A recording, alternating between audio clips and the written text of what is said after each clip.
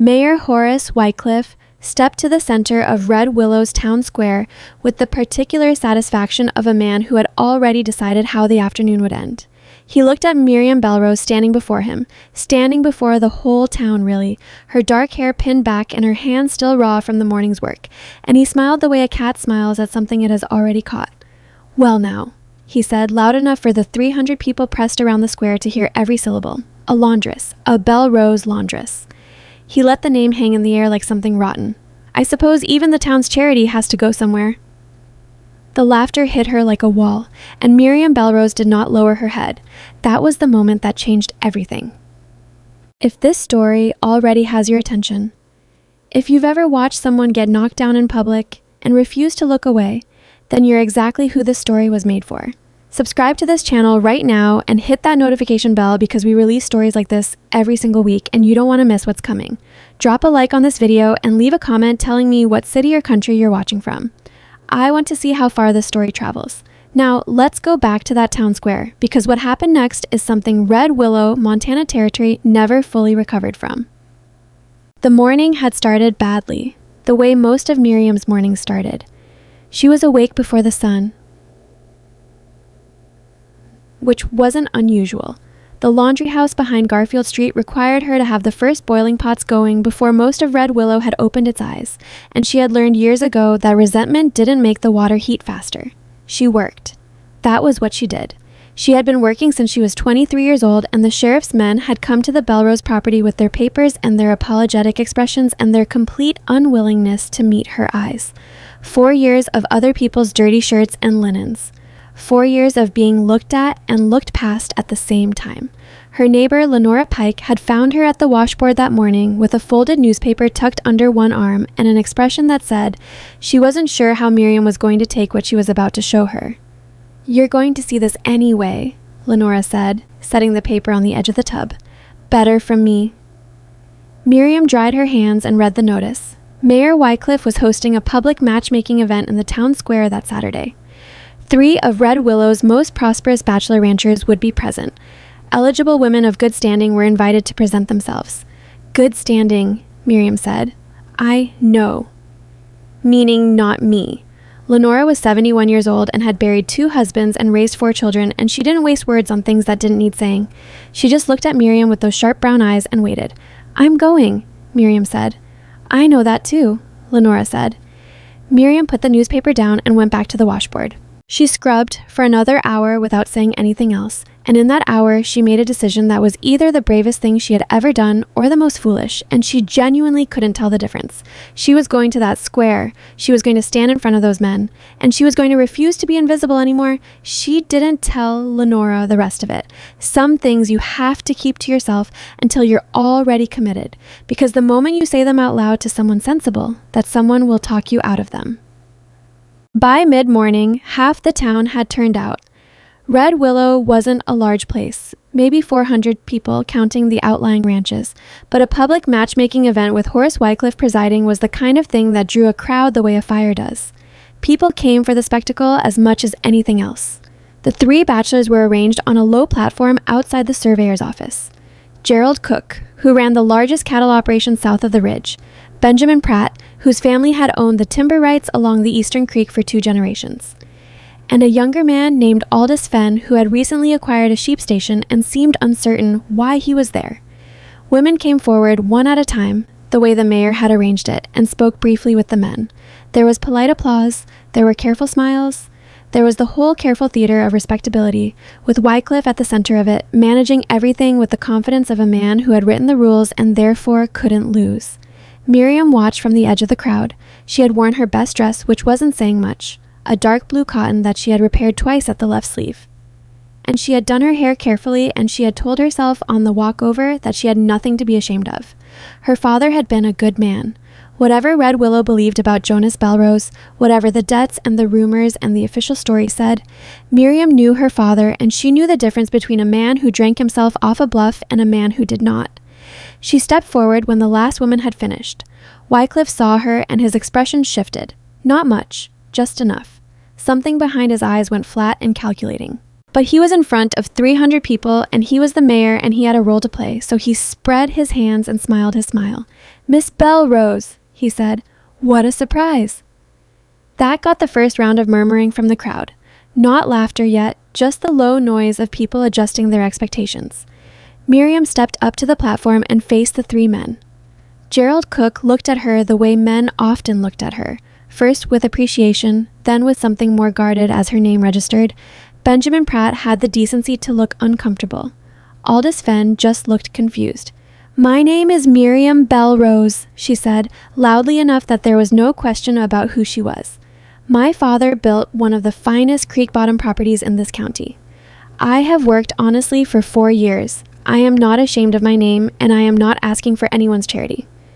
Wycliffe let a beat pass. Then he said pleasantly, "A fine speech, Miss Bellrose. Gerald, perhaps you'd like to respond?"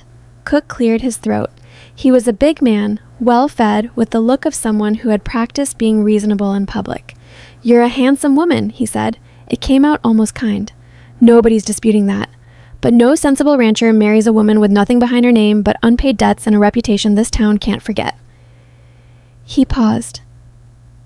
"I'm sure you understand." The laughter started in the back and spread forward like water finding a downhill path. Not everyone laughed. Maybe a third of the crowd, maybe less. But it was enough. It was more than enough. It filled the square and bounced off the storefronts and settled around Miriam like something physical. She didn't move. She had promised herself on the walk over that she wouldn't move. Her jaw was tight, and her hands had curled at her sides without her deciding to do that. But she didn't lower her head, and she didn't step back, and she didn't give Horace Wycliffe the satisfaction of watching her retreat. Wycliffe was already opening his mouth to say something that would be the official ending of this moment, the polite dismissal that would make it clear she had been humored and now needed to go back to her washboards, when Miriam heard someone behind her. A man's voice, young and mean, the kind of voice that needed an audience. She should try asking Rourke Varden if she's so desperate. He's right there. More laughter, louder this time. Miriam turned. She had not noticed him before, which meant he was very good at being unnoticed when he chose to be, because Rourke Varden was not a small man. He stood at the far edge of the square, alone, with perhaps 15 feet of empty space between him and the nearest townspeople. That empty space was not accidental, she understood immediately. It was a boundary people kept because they were afraid of what happened if they crossed it. He was broad through the shoulders and lean everywhere else, the kind of build that came from actual work rather than display. A scar ran from his left jawline up through his cheekbone, pale against weathered skin. His hair was dark and cut without ceremony. He wore a plain gray coat and a hat that had seen considerable use, and his eyes, when they found hers across the square, were a particular shade of gray that she would later struggle to describe to anyone who hadn't seen them. He wasn't laughing. While 300 people were laughing at her, Rourke Varden was watching her with an expression she couldn't read. Not pity, not mockery, not the guarded appreciation she was used to. Something else. She would think about that expression for a long time afterward, and she still wasn't sure she had named it correctly. The laughter was still going. Miriam Bellrose made the decision that either defined her or destroyed her, and she started walking. She crossed the square. The laughter began to die as people realized what she was doing. By the time she was halfway across, the square had gone quieter. By the time she stopped in front of Rourke Varden, it was nearly silent. She looked up at him. He was taller than she had estimated from across the square. "Would you marry me?" she said. Not many moments in a person's life are completely, entirely silent. That one was. Then the laughter came back, but it was different now, shorter, more uncertain, because they had expected him to turn her away, and he was not turning her away. He was standing very still and looking at her and not laughing, and that threw everything off. Rourke Varden reached up and removed his hat. "Yes," he said. The silence that followed was a different kind entirely. Miriam heard someone nearby take a breath and not release it. She heard Wycliffe's boots shift on the platform 30 feet away. She heard a child somewhere behind the crowd ask its mother what had happened, and she did not hear the mother answer. Rourke was watching her. There was something almost careful in how he held himself, like a man who was braced for something but didn't intend to show it. "You're serious," she said. It came out quieter than she intended. "Rarely say things I'm not." "You don't know me. You walked across that square," he said. "I know enough." Wycliffe had recovered by then and was moving toward them with the careful speed of a man who needed to reassert control over a situation that had slipped badly. "Now hold on," he said, and he had brought his voice back to its public register, the one that carried authority and good humor in equal measure. This is hardly appropriate. Rourke, this young woman is... She asked me a question, Rourke said, without looking at Wycliffe. I answered it. She's... Wycliffe stopped, recalibrated. She's the daughter of Jonas Bellrose. Surely you haven't forgotten what that family... What exactly did that family do, Horace? Wycliffe's mouth closed. Rourke turned his gray eyes toward the mayor, and whatever was behind that look made Wycliffe stop as completely as if someone had taken hold of his arm. Go ahead, Rourke said. Tell me in front of everyone here what the Bellrose family did. I'm interested to hear it. The square was very quiet. Wycliffe recovered again. He was good at recovering, Miriam thought, which was what made him dangerous. He spread his hands and smiled his reasonable smile. I'm only thinking of what's best for... Nobody objected, Rourke said, when you were humiliating her. Funny how everyone gets concerned the moment somebody chooses her. The smile on Wycliffe's face didn't disappear exactly. It just became something else, something thinner underneath the same shape. And Miriam, standing between these two men, watching Wycliffe's eyes in the second after Rourke said that, saw something she had not expected. Fear. Not embarrassment, not irritation, actual fear. She filed that away and said nothing. They left Red Willow that afternoon. Miriam had gone back to Lenora's house, the room she rented in Lenora's house, small and above the kitchen, which smelled like wood smoke in winter. And she had packed what she owned into a single canvas bag in less time than she would have thought. There wasn't much. There had never been much. Lenora stood in the kitchen doorway and watched her. You know what people say about him, Lenora said. I know what people say about me, Miriam answered. Lenora thought about that. Fair point. If I stay here, Miriam said, and she stopped and pressed her palm flat against the table and looked at the grain of the wood for a moment before she looked back up. If I stay here and keep working that laundry house, what changes? What changes in 5 years? In 10?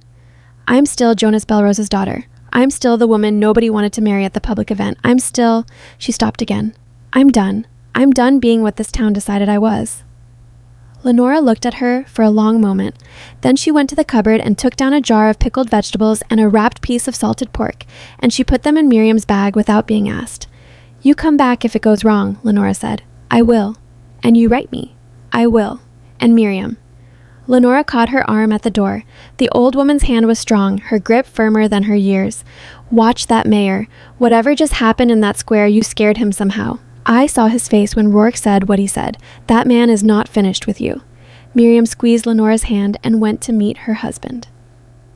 Rourke was waiting with 2 horses at the edge of town. Not quite at the edge, perhaps a quarter mile from the last building, in a place where the road bent north toward the mountains and there was a leaning cottonwood that gave shade. He was standing beside the horses, not sitting, holding both sets of reins and looking at the horizon. He had not sent anyone to tell her where to meet him.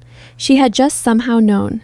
Miriam tied her bag to the second horse's saddlery without asking permission and mounted without asking for help. She had grown up on a ranch. She knew how to get on a horse. Rourke watched this without comment and then swung up onto his own animal.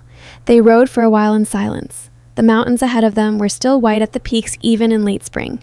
The road narrowed as the terrain rose. How long to your ranch? Miriam asked. 3 hours, maybe a little more if the creek's running high. I need to know what I'm going into. What do you mean? I mean, I need to know what I agreed to, she said. She looked at him directly when she said it, the same way she had looked at him in the square, and she watched for the same thing she'd looked for then. Whether he would hold it or look away, he held it. It's a working ranch, he said. Cattle, mostly. Some horses I breed for sale. I have one hand, a boy named Tobin who is 16 and generally more useful than he looks. The house is not, it's a working house, not decorated. I'm not asking about decoration. Right. He seemed to be choosing what to say next. It's isolated. I don't come to town often by choice. You'll hear things about me, if you haven't already, and some of them are probably true and some of them aren't, and I'm not going to spend time sorting that out for you. What things are true?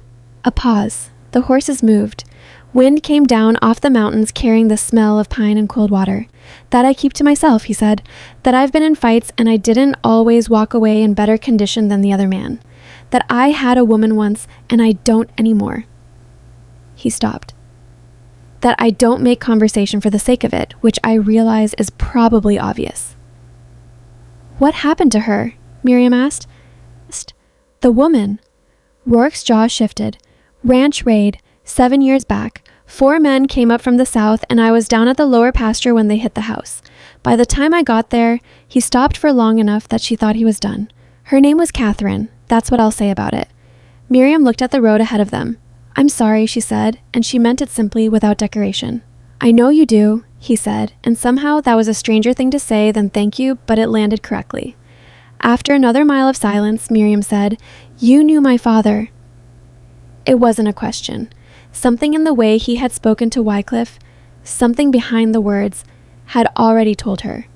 Rourke looked at her sharply, as if recalibrating something. "Yeah," he said, "I knew Jonas." The road was climbing now, switchbacking through pine stands where the light came in at angles, and Rourke spoke while they rode, and Miriam listened. He had met Jonas Bellrose 15 years earlier, when both of them were younger and less settled in their damages. They had worked neighboring sections of the same range for 2 years before they knew each other well enough to call it friendship, and that friendship had been real, the kind built from shared work and shared silence rather than shared conversation, which was, Rourke said, the only kind he trusted. Jonas had been a careful man, methodical. He kept records of everything, which Rourke had always considered excessive until he understood why. He noticed things, Rourke said, discrepancies, property lines that moved between surveys, transfer records that didn't match what he'd witnessed with his own eyes. He spent a couple years just watching before he started writing it all down. Writing what down? Miriam's voice was steady, but her hands had tightened on the reins. What Wycliffe was doing, Wycliffe and Merrick, that's the circuit judge, Alton Merrick, and 3 or 4 of the bigger landowners who were benefiting from it. Rourke glanced at her. Land fraud, Miriam. Going back at least a decade. Property lines shifted in survey records to give wealthy ranchers access to creek water they didn't have rights to. Transfer documents forged or backdated when someone disputed a boundary. And when someone pushed back hard enough to be a real problem, he stopped. Their debts got real, Miriam said quietly. Rourke was quiet for a moment. Their debts got real, yeah. Or they had accidents, or both. The word fell down the mountain trail and disappeared. Miriam thought about her father coming home in the evenings with his account books, which she had thought were simply the accounts of a careful farmer. She thought about the conversations she had been too young or too distracted to listen to, the ones he'd had with hired men she barely remembered, the meetings in the kitchen after she'd been sent to bed. She had been 19 when he died, old enough to have paid more attention. She hadn't. He found out they knew he had the evidence, Rourke said. Came to see me about 2 weeks before he died. He wasn't frightened exactly. Jonas wasn't built for frightened, but he was careful. More careful than usual. He told me he'd put everything somewhere safe. Rourke looked at the mountains ahead. 3 days later, he was gone. They said he'd been drinking. He didn't drink, Miriam said. No, he didn't. You knew they killed him. I suspected. I still suspect, but suspecting isn't proving, and Merrick runs the courts in this district, which means any evidence that goes through official channels goes through a man who was involved in what Jonas discovered. I've spent 4 years trying to figure out how to get around that problem. Miriam sat with this for a while as the horses climbed. The air was colder up here, sharper, carrying a clarity that the town air never had. Why didn't you come to me? She asked. Rourke's expression shifted, something between discomfort and honesty. What was I going to say? Your father probably got murdered, and I can't prove it, and the men who did it control everything in a 50-mile radius? You were 23 years old, alone, working a laundry house. I was 23, Miriam said. I'm 27 now, and I work a laundry house because someone took my family's property. So. Rourke said nothing, which she was coming to understand meant he acknowledged the point. Did he ever tell you where he put it? She asked. The evidence. No. Just said he'd put it somewhere safe. Somewhere nobody would think to look. Miriam's mind went somewhere and stopped. Her father's voice from years ago. She couldn't have said when he'd said it or why. One of those phrases that lodges in memory without any apparent reason. The safest place for something valuable is somewhere nobody thinks to look. Her mother's sewing chest. It was the one piece of family property that the officials had not taken. She had asked about it once, confused and exhausted in those first awful days after the seizure, and the sheriff's man had looked at the battered wooden chest and the tangle of thread and needles and worn fabric inside and said there was nothing in there worth the trouble of cataloging. The chest was in Lenora's house, in Miriam's room, under the window. She didn't say any of this out loud yet. She sat with it quietly as the trail leveled into a broad mountain meadow and Coldwater Ridge appeared ahead of them, and she thought about her father being careful and methodical and choosing exactly where to put something important. And she thought about how much she needed to go back to Lenora's house. Rourke's ranch was not what anyone who had heard the stories about the Wolf of Coldwater Ridge would have expected, which she supposed was the point. It was a working place, as he'd said. Not decorated, not pretending to be anything other than what it was. The barn was solid and well-maintained. The fences were in good repair. There were horses in the south pasture that were genuinely beautiful, the kind that told you whoever had bred them knew what they were doing.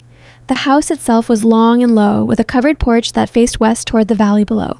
Inside, a main room with a stone fireplace that dominated one wall, a rough kitchen table, 2 chairs, bookshelves with actual books, a working desk covered in papers and ledgers, and a folded survey map. And a 16-year-old boy with straw blonde hair and a gap between his front teeth who came out of the barn when they rode in and stopped dead when he saw Miriam. "This is Tobin Reed," Rourke said. Tobin opened and closed his mouth twice. Then he said, "You're real." "Last time I checked," Miriam said. "He rode back ahead to tell you," Rourke said to Tobin, his tone carrying something that was almost a warning. "He told me he might be bringing someone back," Tobin said to Miriam, which was clearly not quite the whole truth. "And I thought he was having a laugh. No offense, ma'am." "None taken," Miriam said. "Do you have a room in the house or the barn?" "The barn." Then, apparently realizing this might sound inadequate, "It's a good barn." "I believe you," Miriam said, and she meant it, and Tobin looked at Rourke with an expression that said something had exceeded his expectations, though he was 16 and doing his best to look like nothing exceeded his expectations. That first week was careful and strange in ways that Miriam didn't have a vocabulary for yet. She and Rourke were married in the technical sense of having agreed to be married in front of witnesses in the town square, which Rourke said would hold legally in the territory and they could formalize it in writing when they had occasion to be near a proper official. She moved her belongings into the house, which took approximately 11 minutes. She took the room at the back that Rourke indicated without discussion, which had a window facing the ridge and a decent bed and a chest of drawers where she could keep things. She cooked. She hadn't known if she'd be expected to, but she could, and doing something useful with her hands in an unfamiliar place helped her think. The kitchen had what it needed, if you weren't particular about organization, and Miriam was not particularly particular, which meant she and the kitchen reached an understanding quickly. Tobin appeared at meals with the punctuality of someone who had not had reliable home cooking in some time, and said very little except to occasionally compliment specific elements of the food with great seriousness, as if he were filing an official report. Rourke ate and read at the table simultaneously, which Miriam found not rude but efficient, and she did the same when she had something to read. And on the third morning, she found that he had left a survey map of the county on the table beside the coffee pot with certain property boundaries marked in red pencil, and she understood this was his version of being helpful without making a thing of it. But underneath all of it, underneath the practical adjustments and the learning of a new place and the careful navigation of 2 people who were strangers sharing a roof, Miriam was thinking about her father's chest. She wrote to Lenora on the 4th day. She was careful about what she said in the letter. She didn't write, "My father hid evidence of a land fraud conspiracy in your house." She wrote, "I left something valuable behind without realizing it. Please don't let anyone near my room or my things. I'll be back to collect it within the fortnight." She sent the letter with a rider Rourke paid to carry it, a man named Deacon who traveled between the mountain ranches and Red Willow once a week. She waited. On the 8th day, Rourke found her standing at the window of the main room at an hour that was closer to 4 in the morning than 3, looking out at the dark ridge. He came in from the kitchen with 2 cups of coffee and set one on the windowsill beside her without asking why she was up or what she was looking at. She picked it up and drank, and then she told him. She told him about the chest and the false bottom and her father's saying about safe places. She told him she had written to Lenora and was waiting for the answer. She told him she thought she knew where Jonas Bellrose's evidence had been for 4 years, sitting in a battered sewing chest in a rented room in a town that never thought to look. Rourke listened to all of it. Then he said, "Why are you telling me now?" "Because I can't get it out of my head," she said, "and because you deserve to know what we might be walking into." She turned to look at him. "If I'm right and the evidence is there, Wycliffe is going to know eventually. Whatever you've been doing for 4 years, just watching, just waiting, that's over. You understand that." "Yeah, you're not concerned?" "Concerned," he said, "is probably one word for it. What's another word?" He looked at the dark ridge and the early suggestion of light at its edge. "Ready," he said. Miriam looked at her coffee and thought about her father, who had been a careful man with methodical habits who had been killed for the records he kept. And she thought about Rourke, who had watched and waited for 4 years because he didn't have the one piece he needed. And she thought about herself, who had crossed a laughing square because she refused to keep being invisible. She thought about all the ways this could go wrong. She thought about Lenora's hand on her arm. "Watch that, Mayor." "All right," she said. Outside, the ridge was starting to show its outline against a sky that was almost but not yet light, and somewhere below in the pasture one of the horses made a sound that carried clean and clear up to the window, and Miriam Bellrose stood in the kitchen of a house that was not yet her home, but might become one, drinking coffee with a man she was married to and did not yet know, thinking about her dead father and her destroyed family and the 4 years of laundry and lye soap and other people's dismissal. She had walked across that square because she was done being what Red Willow decided she was. She just hadn't known yet what she was walking toward. But standing here in the pre-dawn dark, holding a hot cup of coffee and watching the ridge lighten, she had the first clear sense, not certainty, not safety, just a direction, that whatever came next was going to be on her terms. Or she was going to make it that way. The light came up slowly and then all at once, the way mountain light always did, and Coldwater Ridge went from dark to gold in the space of a breath, and Miriam watched it and thought, 4 years is a long time to wait. It was going to be enough. Lenora's letter arrived on the 10th day. Deacon brought it up with the morning, tucked into his coat like it was nothing, a folded piece of paper sealed with a plain wax press, and Miriam was at the kitchen table when he handed it over and she didn't open it immediately. She set it beside her coffee cup and finished what she was eating, and then she sent Tobin out to help Deacon water his horse, and when the room was quiet, she broke the seal. Lenora's handwriting was small and precise, the handwriting of a woman who had learned to write when paper was expensive and waste was a sin. "Your room is as you left it. Nobody has been in it. 2 days after your letter came, a man I didn't recognize came to the front door asking if I had a room to let. I told him no. He walked around the building twice before he left. He had the look of a man doing a job for someone else. I moved the chest under my own bed that night. It's here and it's safe. Come when you can. Come careful." Miriam read it twice and then folded it and held it flat on the table under her palm for a moment. Rourke came in from the barn with hay on his coat and looked at her face and said, "What happened?" Someone already went to Lenora's. She slid the letter across the table. He read it standing up. She watched him read it, the small changes in his expression, the way his jaw set slightly at the part about the man walking around the building twice. When he finished, he set the letter down and stood very still for a second. "They're watching the chest," he said. "They don't know about the chest. They're watching Lenora because she's connected to me." Miriam turned her coffee cup in her hands. "But they will find out eventually. Once they decide she might know something. How soon can we go?" "I want to go today." She looked up at him. "I know you probably think we should plan more carefully." "No," he said. "I think you're right. Today." He pulled the hay from his coat sleeve and dropped it on the floor without seeming to notice. "I'll tell Tobin." That was how it started. They rode down the mountain in the early afternoon, Rourke and Miriam and Tobin trailing slightly behind on his shorter-legged gray, and the descent took the better part of 2 hours because Rourke knew a route that kept them off the main road until they were already in the flat approach to Red Willow, coming in from the north instead of the west, which Miriam understood without being told was intentional. She had been married to this man for 10 days, and she was already learning his languages. Not the spoken ones. Those were sparse enough that they barely counted. But the others. The way he positioned himself in a room. The way he went quiet when he was working through a problem rather than when he simply had nothing to say, and how those two silences felt different if you paid attention. The way he looked at terrain, the way other men looked at people. Reading it, measuring it, noting what it offered and what it didn't. She wondered if he was doing the same thing with her. Learning her. She thought probably he was. They came into Red Willow from the north and left the horses at the stable behind Garfield Street. A man named Oakes, who Rourke clearly knew, and who took the horses with a wordless efficiency that suggested this wasn't the first time. Miriam went to Lenora's house alone. This had been the plan. Rourke and Tobin would stay back, not because Miriam couldn't be trusted to do this herself, but because two strangers arriving at Lenora's door attracted more notice than one woman coming to visit a friend. Miriam walked the 3 blocks from Oakes' stable to Lenora's house on Alderman Street and knocked on the door the way she always had. 3 quick raps and then one, which Lenora had instituted years ago, so she knew the difference between visitors and strangers. The door opened almost immediately. Lenora looked older than she had 10 days ago, or maybe Miriam was just seeing her more clearly now that she'd had some distance. The old woman scanned the street over Miriam's shoulder before she stepped back to let her in. "Come in quick," she said. "There was another man yesterday. Different man, older." Miriam stepped inside and Lenora closed the door. The house smelled the same as it always had.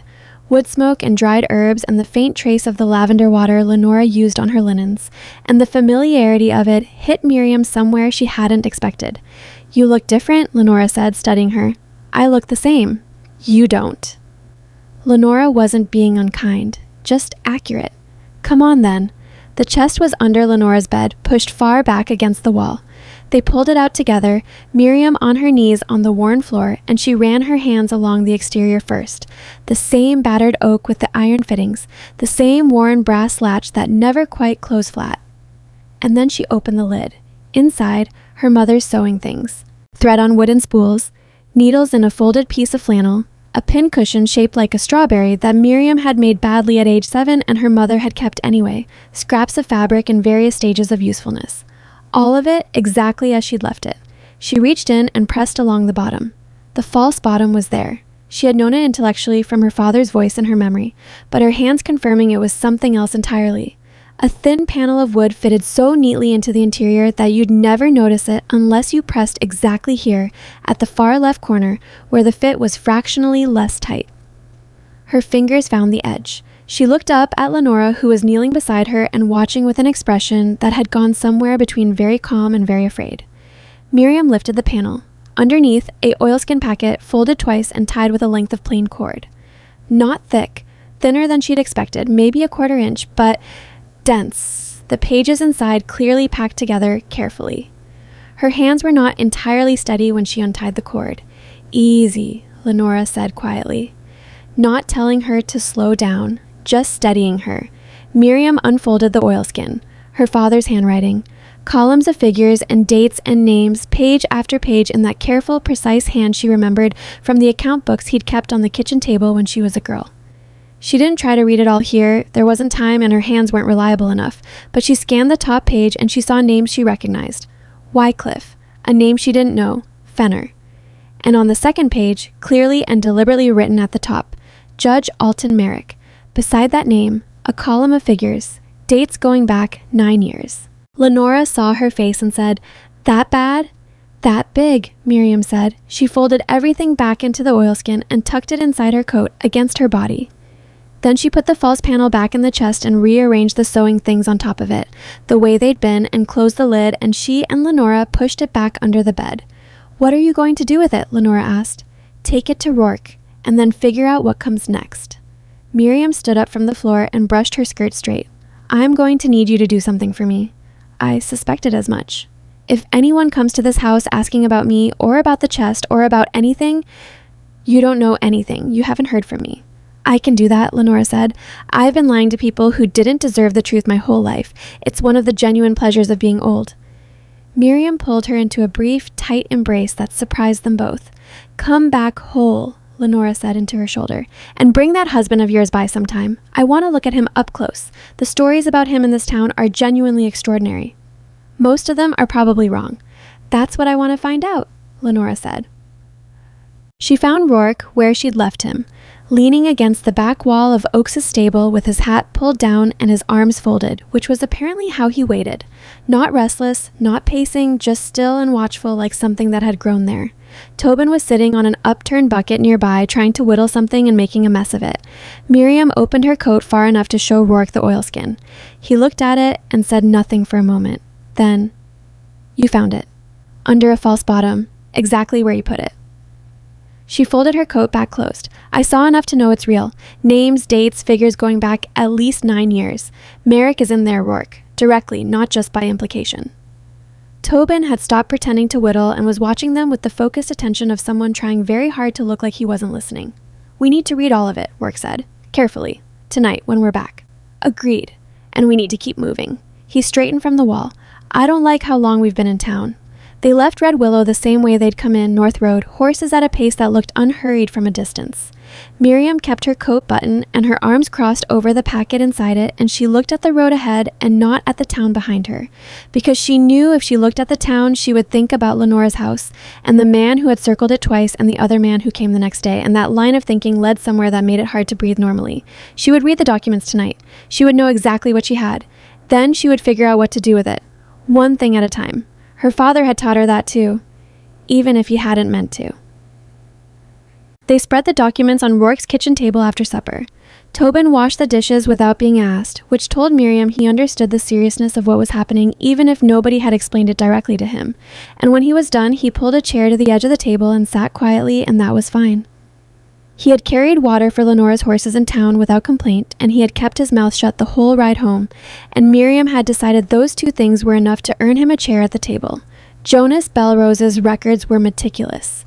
He had organized them the way an accountant organizes things rather than the way a frightened man hides them, which meant he had not been frightened when he created them, or at least not too frightened to think clearly, and Miriam found that both admirable and devastating in equal measure. There were 3 categories of documentation. The first was a series of survey records, or rather copies of survey records alongside his own measurements of the same properties, taken apparently over a period of 5 years. The discrepancies were small in individual cases. A boundary moved 100 yards here, a waterway redesignated there, but cumulative and systematic across dozens of properties. Water rights that had historically belonged to small ranchers had been quietly transferred, through a series of clerical adjustments that any individual official could plausibly call a correction, to a handful of larger landholders.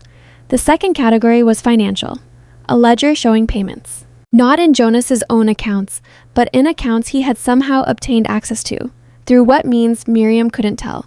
But her father had been methodical and probably patient, and there were people in any town who know more than they say if you give them reason to say it. The payments went from names she recognized as large ranchers to a name she didn't, Fenner Land Holdings, and from Fenner, at irregular intervals, to 2 recipients. One she couldn't identify by the record alone, the other clearly labeled in her father's hand, A. Merrick. Rourke said, Merrick has a financial interest in Fenner Land Holdings, which means every property dispute he's adjudicated in this district for the last decade. He had a financial stake in the outcome, Miriam finished. Every one. She turned to the third category. These were the ones that made the hair on her arms rise. Her father had compiled, in his careful handwriting, a list of 14 properties. Beside each property, the original owner's name, the date the property changed hands, the stated reason, debt, abandonment, disputed title, and then a column her father had headed simply Notes.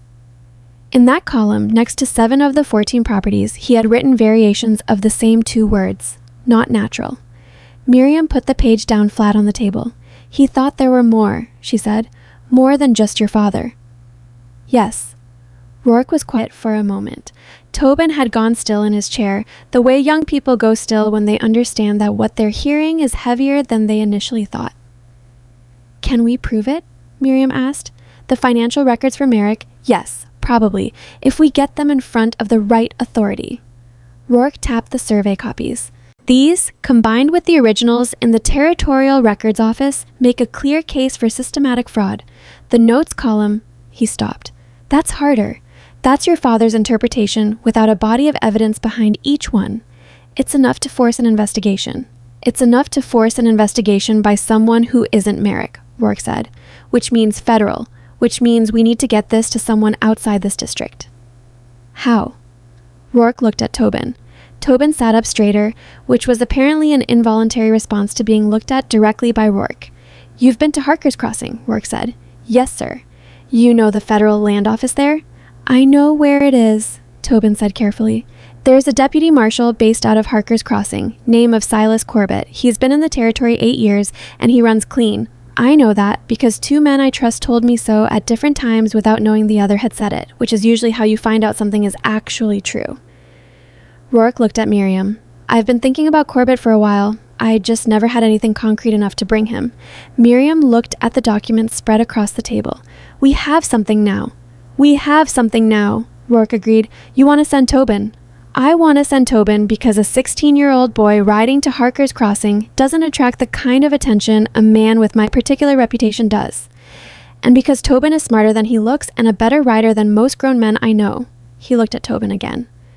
Not that I tell him that regularly. I heard that, Tobin said. Good, Rourke said. Don't get a big head about it. But there was something in the way he said it. Not harsh, just gruff in the way of someone who didn't hand out praise casually and knew it landed harder when it came without softening.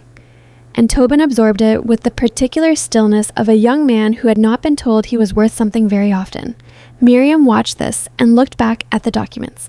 Not all of it, she said. We send one piece, something significant enough to get Corbett's attention, but not so much that we've handed everything over before we know we can trust him. Rourke nodded slowly. The Merrick Ledger. The Merrick Ledger. It's the most direct evidence and the hardest to explain away. She carefully separated 3 pages from the rest of the documents and slid them across to Tobin. Can you memorize what these look like? If someone stops you and the papers are gone? I can describe them, Tobin said, already studying the pages. I remember things. It's about the only thing I'm actually good at. You're good at other things, Miriam said. Name 2. Quiet, she said, and showing up. Tobin looked at the pages for a moment. That's not much. You'd be surprised, Miriam said. How many people can't manage either? Tobin left at first light the next morning with the 3 pages sewn into the lining of his saddlebag and directions that Rourke had drawn on a piece of paper and which Tobin was to memorize and burn before he reached the main road. Miriam stood on the porch and watched him ride out and felt the particular specific anxiety of having sent a 16-year-old boy with the most important thing she owned into uncertain territory and not being able to do anything about it now except wait. Rourke came to stand beside her. He'll be all right, he said. You sound sure. I'm not sure, but I've found it's better to say the useful thing than the accurate thing sometimes. She looked at him. He was watching the point where Tobin had disappeared into the pine stand at the edge of the north pasture. Your father, she said, when you were growing up. What about him? Did he... She stopped. I am sorry, that's none of my business. It's all right. He was quiet for a moment. He was a hard man. Not cruel, just... He didn't see the point of softness. You did the work and you did it right, and that was what mattered. Another pause. Tobin's father was worse. Left when the boy was 12. Left him and his mother with nothing and a bad winter coming. How did Tobin end up here? His mother died the following spring. He walked 20 miles to my gate with a note from a woman in town who said, I might have use for a willing hand. I didn't particularly need one. Rourke's jaw shifted slightly. But he'd walked 20 miles. Miriam turned this over. So he showed up, she said. Something moved at the corner of Rourke's mouth. Not quite a smile, closer to a recognition. Yeah, he said. He showed up. They stood on the porch for another minute, and then Miriam went inside and started the coffee and Rourke went to the barn, and this was already becoming their version of a routine, which was an odd thing to notice, but she noticed it anyway. The 3 days following Tobin's departure were the kind of days that moved slowly when you were paying attention and disappeared entirely when you weren't. Miriam spent considerable time with the remaining documents, reading and rereading and building in her own mind a clear picture of what Jonas Bellrose had uncovered. She made notes, her own notes, separate from her father's, organizing the evidence into something she could explain quickly and clearly to someone who had never seen it before. She had not told Rourke what she was thinking about yet because it was still forming, still incomplete, but she was beginning to understand that getting the evidence to Corbett was necessary but not sufficient. What happened with the evidence after? That mattered just as much. Merrick controlled the courts in this district. Wycliffe controlled the town.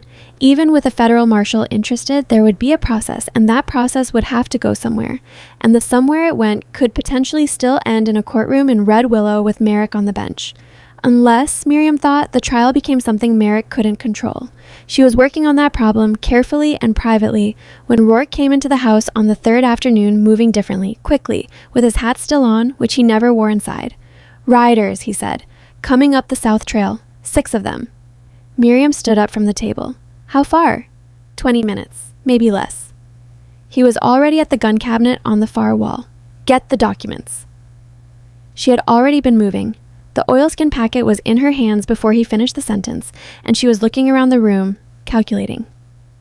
The high pasture, Rourke said. There is a rock outcrop on the north side, east of the water trough I showed you. I know where it is. Go there and wait. If you hear shooting, "I'm not hiding in a rock outcrop while 6 men come up your mountain," Miriam said. Rourke turned from the cabinet and looked at her with an expression she hadn't seen on him before. Not anger, closer to helplessness. Actually, the expression of a man who has just said the only reasonable thing and knows it is not going to work. "Miriam, I'll take the documents and I'll get Lenora out of the path of whatever is coming, but I'm coming back." She held his look. "I'm not going to hide and I'm not going to run. Not from this." A long second passed. "Go," he said, "but go fast." She went. She took the path through the north pasture at a pace between a walk and a run, the oilskin pressed under her arm, and she had the particular clarity that comes when the choice has been made and all that is left is to execute it. She had already been working on the problem of what happened after. She had already been thinking about the terrain around the ranch, the way the ridge sat above the south trail, the way the scree slope above the usual approach created a natural funnel that anyone coming up from town would have to navigate. She had spent 10 days learning this mountain. She was about to find out what she'd retained. She hid the documents in the rock outcrop, good and deep, wrapped in her outer coat and pushed into a crack that she marked mentally by its position relative to the tallest pine to the east. And then she climbed, not toward safety, up. Higher on the ridge, to where the slope above the south trail gave her a view of the approach below and the narrow switchback that was the only viable route for 6 riders who didn't know the mountain. She was not going to use a weapon. She didn't have one, and she wouldn't have known what to do with it if she had. But she had grown up on a ranch, and she had spent 10 days on this one, and she had Rourke's spyglass that she'd taken from the hook beside the back door, and she had 2 things that 6 hired riders coming up a mountain for pay almost certainly didn't have. She knew the terrain, and she was angry enough to use it. Below her, moving up the south trail with the confidence of men who hadn't thought to question why the approach was so easy, she counted through the spyglass. 6. And at the back of the group, unmistakable even at this distance, the particular broad-shouldered figure and the too-good coat of Mayor Horace Wycliffe. So he had come himself. Miriam looked at the scree slope above the trail. She looked at the line of rock debris that had been accumulating at the slope's lip since probably the last hard winter. The way it balanced at the edge, the way one good disturbance at the right point would send it cascading down across the only viable approach and close that route as effectively as a locked gate. She found the point. She found the branch she needed, already fallen and within reach. She thought about her father, who had been methodical and careful and who had been killed before he could use what he knew. She thought, he kept the evidence safe. I'll do the rest. And she started moving. Below her, 6 men were riding toward Rourke's house. The mountain, Miriam had decided, was going to have an opinion about that. The branch was heavier than it looked. Miriam had found it already fallen, already positioned at the upper edge of the scree field, in a way that suggested the mountain had been waiting for someone to use it correctly. But the actual work of moving it was another matter. She got both hands around the thicker end and pulled, and it shifted maybe 8 inches and dropped into a new position, and her arms reported the weight of it with considerable honesty. She pulled again. Below her, through the thin screen of pine at the ridge's edge, she could hear the riders. Not words, just the sounds of horses on a rocky trail, the occasional voice, the particular combination of sounds that told her they were still moving upward and hadn't yet reached the section of trail that ran directly below the scree slope. She had maybe 5 minutes, possibly less. She changed her approach. Instead of pulling the branch straight back, she worked it sideways, angling the thicker end toward the lip of the slope where the debris field sat balanced in that precarious way she had noticed on her 3rd day at the ranch and marked mentally without knowing why. Rourke had told her to stay away from that section. He'd said it without explanation, the way he said most things, but she'd watched where he walked and where he didn't, and she had understood that the slope above the south trail was not stable and had not been stable for some time. The branch moved another foot. Her shoulders were burning, and she had torn the hem of her dress on a rock she hadn't seen, and she was breathing through her teeth, but the end of the branch was at the lip now, and she could feel through her hands the way the debris at the edge was responding. Not dramatically, just a small settling, a whisper of loose stone shifting. She pushed. The sound was not dramatic either, at first, just a hiss, the sound of small rocks finding new paths. And then a deeper sound underneath it, a grinding that traveled through the soles of her boots as much as through the air, and then the hiss became a rush, and the rush became a roar, and the scree slope came down. Miriam pressed herself flat against the solid rock behind her and felt the ground shake and heard the horses below react, screaming, the sound horses make when they are genuinely frightened, which is one of the more alarming sounds in nature. and she heard men shouting, and she heard rocks hitting rocks all the way down the slope in a cascade that seemed to go on longer than it should have. Then it was quieter. She counted to 10, slowly, before she moved. When she got herself to a position where she could look down through Rourke's spyglass, the south trail was buried under a 6-foot wall of debris from the midpoint of the switchback down to the first bend. 2 horses had lost their riders. 3 of the remaining 4 riders had already turned their animals and were picking a desperate route back down the lower section of trail. The 4th had halted and was looking up at the ridge. Wycliffe was on foot. He had apparently been dismounted when it happened, or his horse had thrown him. She couldn't tell which. And he was standing in the trail below the debris wall with one hand braced on a rock and his good coat covered in dust, and even at this distance through the glass she could see the particular rigid set of his shoulders that meant he was furious and trying not to show it. One man had stayed, the largest of the group, a broad man on a black horse who had managed to keep his animal on the trail. He walked the horse back to where Wycliffe stood and said something. Wycliffe answered. The large man looked up at the ridge. Miriam pulled back. She had the glass, and she had the high ground, and she had time, but she was one person on a ridge, and they were still 2 people on that trail, and Wycliffe was not the kind of man who accepted a setback and left. She had understood that from the look on his face in the square when Rourke had said what he'd said. She needed to make him believe the ridge was worse than the open road. She worked her way along the top of the ridge, east, then back west, covering ground quickly. And every 100 yards or so, she stopped and flashed the signal mirror she had taken from the tack room when she'd picked up the spyglass. Short flashes, angled in different directions, the kind of pattern that from below would look like signals being exchanged between positions.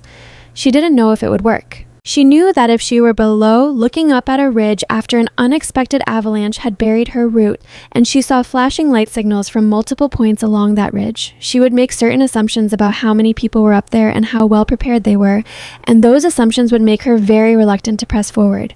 She flashed the mirror from the eastern point, moved, flashed from the western point, moved again, came back east.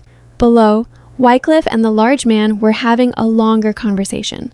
Then the large man turned his horse. Wycliffe stood alone for perhaps 30 seconds, long enough that Miriam could see, even at this distance, that he was doing something very controlled with his anger. And then he pulled himself onto a rock, got his footing, and began the process of climbing down the lower trail on foot. He was leaving, but he was not done. She could feel that from 200 feet above him. The way he moved, careful, deliberate, contained, was not the movement of a man who had given up. It was the movement of a man reorganizing. Miriam held still until he was out of sight around the first bend. Then she sat down on the cold rock and her hands started shaking, which she allowed for about 30 seconds before she made them stop. She had things to do. Rourke was not at the house when she came down. She found him at the lower edge of the south trail, crouched beside a set of boot tracks in the churned dirt where one of the dismounted riders had apparently gone down hard. He looked up when she came around the pine stand and something in his face shifted. Not relief exactly, more like a recalibration, a bracing he had been doing that could now stop. "You did the slope," he said. "Yes." "From the top?" "There was a branch already positioned. She gestured, redirected things." He looked at her for a moment in a way that she was beginning to recognize, like he was adjusting some internal picture of her, updating it. She found she didn't mind being looked at that way. It was different from the other kinds of being looked at. "Wycliffe was there," she said, "personally. I saw him. He's not going to stop. No, he's going to go back to town and change his approach." Rourke straightened from the boot tracks and looked at the pile of debris that was visible at the far end of the trail, the wall of stone that had closed the south approach as effectively as anything man-made could have. "That trail is closed for this season now, maybe longer. We lost our main route. We have 2 others. They're harder." He said it without apparent distress, as if the destruction of his primary access road was an inconvenience to be noted and adjusted for rather than a catastrophe. "Wycliffe's men don't know them." "Yet," Miriam said. "Yet," he agreed. They walked back to the house and Miriam retrieved the oilskin from the rock outcrop and Rourke built up the fire without being asked, because the afternoon had turned cold in the way mountain afternoons do, quickly and without apology. They sat at the kitchen table and Miriam poured them both coffee, and they sat for a moment in the particular quiet of 2 people who have just been through something and are letting it settle. "You weren't going to stay in the outcrop," Rourke said. "It wasn't a question." "No." He turned his cup in his hands. "I figured that out somewhere around the time the slope came down." "Were you angry?" He thought about this honestly, which she appreciated. "No," he said finally. I don't have a word for it. There's a thing that happens when someone you've decided to protect does something that makes protection irrelevant because they don't need it." He stopped. "I don't know what that feeling is. I've only had it twice." Miriam looked at him. "What was the other time?" Something moved in his face. "Catherine," he said. "She used to—" He stopped again, differently this time. "Never mind." "All right," Miriam said, and she didn't push it, and he looked at her in a way that told her the not pushing was noticed and registered somewhere it mattered. They drank their coffee. Outside, the mountain was doing what mountains do in late afternoon, going its own way, indifferent to the small human drama that had played out on its face. And the fire built warmth into the room gradually, the way warmth comes when it's earned rather than assumed. "Tobin should be back tomorrow," Rourke said, "or the day after." "And if Corbett is willing, then we figure out how to use what we have." Miriam nodded slowly. She was still thinking about what she had been working on before the riders came. The problem of the trial, the problem of Merrick controlling the court. She had gotten further with it, up on that ridge, in the spaces between flashing the mirror. Danger clarified things. She wasn't sure that was a good quality in a person, but she noted it in herself. "What are you thinking?" Rourke asked. "That sending the evidence to Corbett solves only part of the problem." She set her cup down. "Even if Corbett comes, even if there's a federal investigation, eventually there has to be a formal proceeding. And if that proceeding happens in this district, Merrick is the bench. He'll exclude every piece of evidence we have. He'll rule us out of order. He'll declare documents inadmissible. He'll do exactly what a corrupt judge does," Rourke said, "which is use the rules he controls to bury the truth." "Yes, unless the proceeding becomes something he can't control." She looked at the oilskin on the table between them. "What if the point isn't to win in Merrick's courtroom? What if the point is to make Merrick expose himself in front of enough witnesses that it doesn't matter what he rules?" Rourke was quiet for a moment. "That's a dangerous play." "Yes, if it goes wrong." "I know." "Miriam, if it goes wrong, we're not just losing a case. We're handing Wycliffe everything he needs to bury this permanently and come after us for the attempt." "I know that too," she said.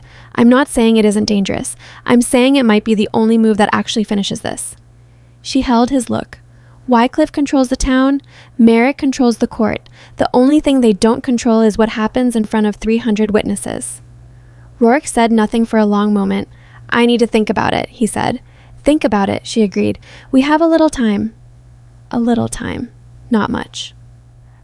Tobin came back late the following afternoon, riding fast and looking like he hadn't slept in 2 days, which turned out to be accurate. He came through the door with pine needles in his hair and his coat open despite the cold, and he dropped into a chair at the kitchen table and said, "He's coming." Miriam had both hands around a cup of coffee before she registered what he'd said. Then she set it down. "Corbett? Corbett." Tobin pulled something from inside his coat, a folded piece of paper, creased and slightly damp from travel. "He gave me a letter, said to give it only to you or to Rourke, and he said—" Tobin paused, apparently organizing what he remembered. "He said he has been watching Merrick for 3 years. He said the ledger pages I brought him filled in the last piece of a picture he already had most of. And he said—" Another pause. "He said to tell you that the trial needs to be public." Miriam and Rourke looked at each other. "He said that," Rourke said. "Those exact words. The trial needs to be public and the right people need to be in the room. He said he'd be there and he'd bring 2 others and they'd come as ordinary travelers." Tobin reached for the nearest thing on the table, which was half a biscuit from this morning, and ate it in 2 bites. "He also said to tell you," and this is the part I wasn't sure I understood, "that a fish doesn't realize it's in a net until it stops being able to move. He said you'd know what that meant." Miriam looked at the letter in her hands. The handwriting was firm and economical, the handwriting of someone accustomed to writing under conditions that didn't permit elaboration. She did know what it meant. Wycliffe and Merrick had, in the years of running this operation, become accustomed to controlling every arena in which they might be challenged. They controlled the land office. They controlled the courts.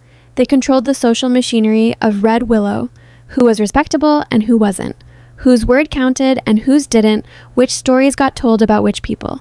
They had built that control so carefully and so completely that they had probably stopped thinking of it as control and started thinking of it as simply the way things were. They had never been in a room where that stopped working. Corbett was telling her to build that room. What followed was 6 days of preparation that Miriam would later remember in fragments, the way people remember intense periods, not as a continuous experience, but as a series of moments that stood out from the surrounding blur. She read territorial law. Rourke had 3 books of it on his shelf. She hadn't noticed them before, or rather she had noticed them and not registered their significance, which was its own kind of lesson about paying attention. The books were marked throughout in pencil, annotations in Rourke's handwriting in the margins, and she understood that he had not been entirely idle during his 4 years of watching and waiting.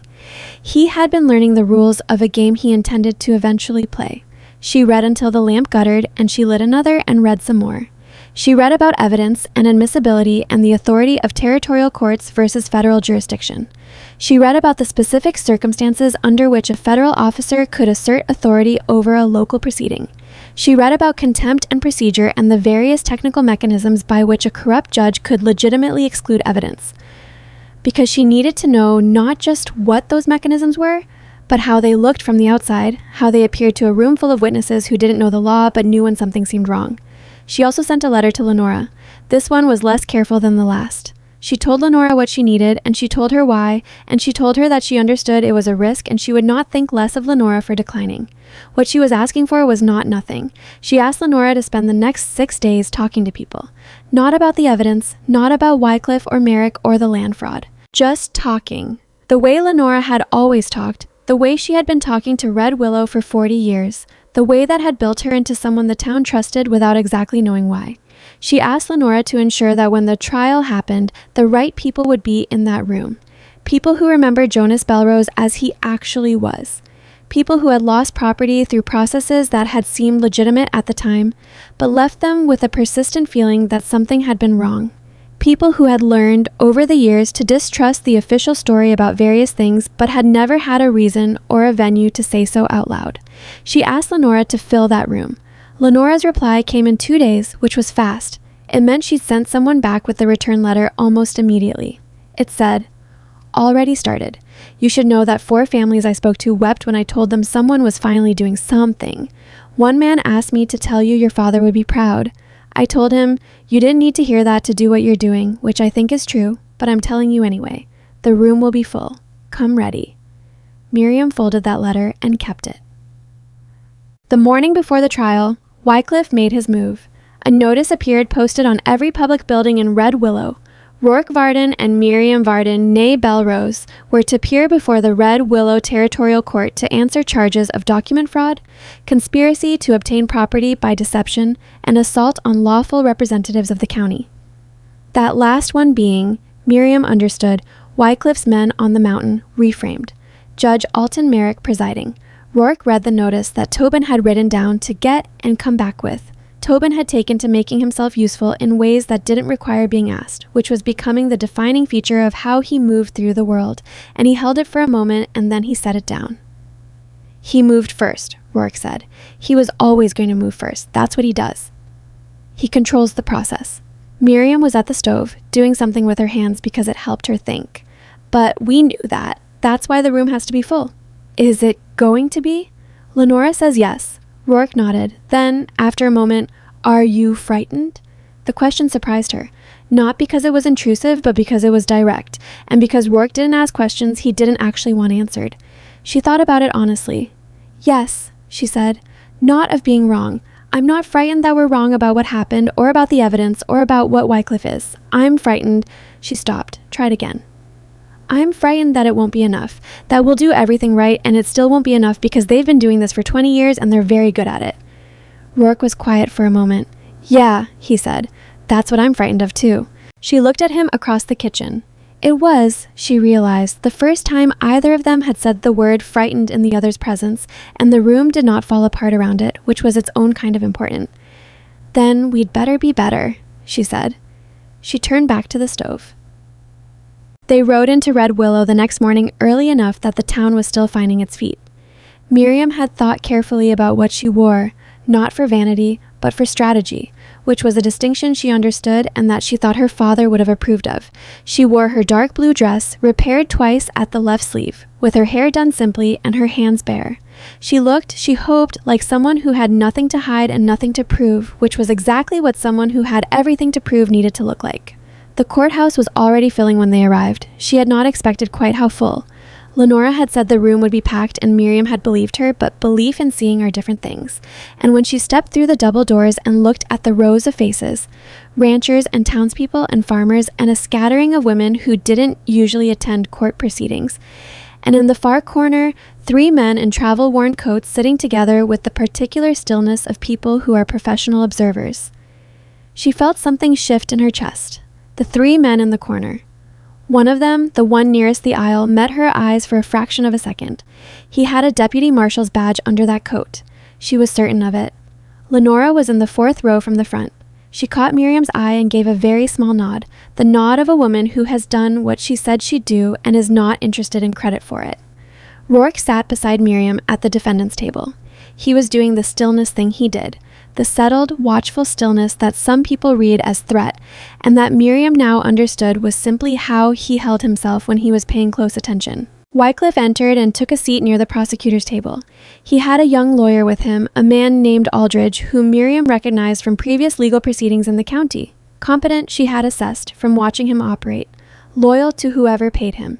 He smiled at nothing in particular and arranged his papers with the confidence of someone who believed the outcome was already determined. Then Merrick came in. He was a compact man, Judge Merrick, with careful gray hair and spectacles and the kind of deliberate authority that comes from years of being the most powerful person in every room he entered. He took the bench and looked out at the unusually full courtroom with a slight narrowing of his eyes that might have been surprise or might have been irritation. He let his gaze move across the faces. It stopped for just a moment on the 3 men in travel coats in the far corner. Miriam watched him look at them. She watched him decide they were no one. Travelers, curious spectators, ordinary people come to see the entertainment. She watched him make that mistake, and she sat very straight in her chair and kept her hands flat and still on the table in front of her and kept her face composed. And she thought about her father's handwriting in those careful columns, and she thought about the 4 families who had wept when Lenora told them someone was finally doing something, and she thought about crossing a square while 300 people laughed. Merrick called the court to order. Aldridge began his presentation. He outlined the charges with professional smoothness, document fraud, specifically the alleged forgery of the original Bellrose land deed and financial records to establish false claim to property. Conspiracy, specifically the alleged coordination between Rourke Varden and Miriam Varden to deceive territorial courts, and assault, specifically triggering of a landslide to injure and obstruct lawful officers of the court in execution of their duties. He was good. Miriam listened carefully and noted what he built and what he left out, the way the framing turned her father's evidence into forgery and her action on the ridge into criminal violence. It was competent work. When he finished, Merrick looked at Miriam and Rourke. "The defendants may respond," he said. Miriam stood. The room shifted. A small sound, a collective settling, the sound of people refocusing. She had no lawyer. She had chosen not to use one, which had alarmed Rourke when she told him, but which was deliberate. A lawyer would manage the presentation in legally precise ways that Merrick could manage in turn. What she was about to do required her to speak directly to the room, and a room full of witnesses was not bound by the rules of evidence the way she was. She opened with the land deed. She explained clearly and simply, not technically, not legally, but in the language of people who understood what it meant to own a piece of ground and have it taken. How Jonas Bellrose's original property records established ownership of the creek bottom land and the associated water rights, and how those records had been available for any authorized person to examine, and how they had not been forged but found hidden by a man who knew someone was going to come for them. Then she produced the ledger. Not all of it. One section. The pages showing Merrick's name beside the column of figures. She held it up. "These are financial records," she said, "compiled over 5 years by Jonas Bellrose, documenting payments made from Fenner Land Holdings to Judge Alton Merrick in exchange for—" "That's enough." Merrick's voice was sharp.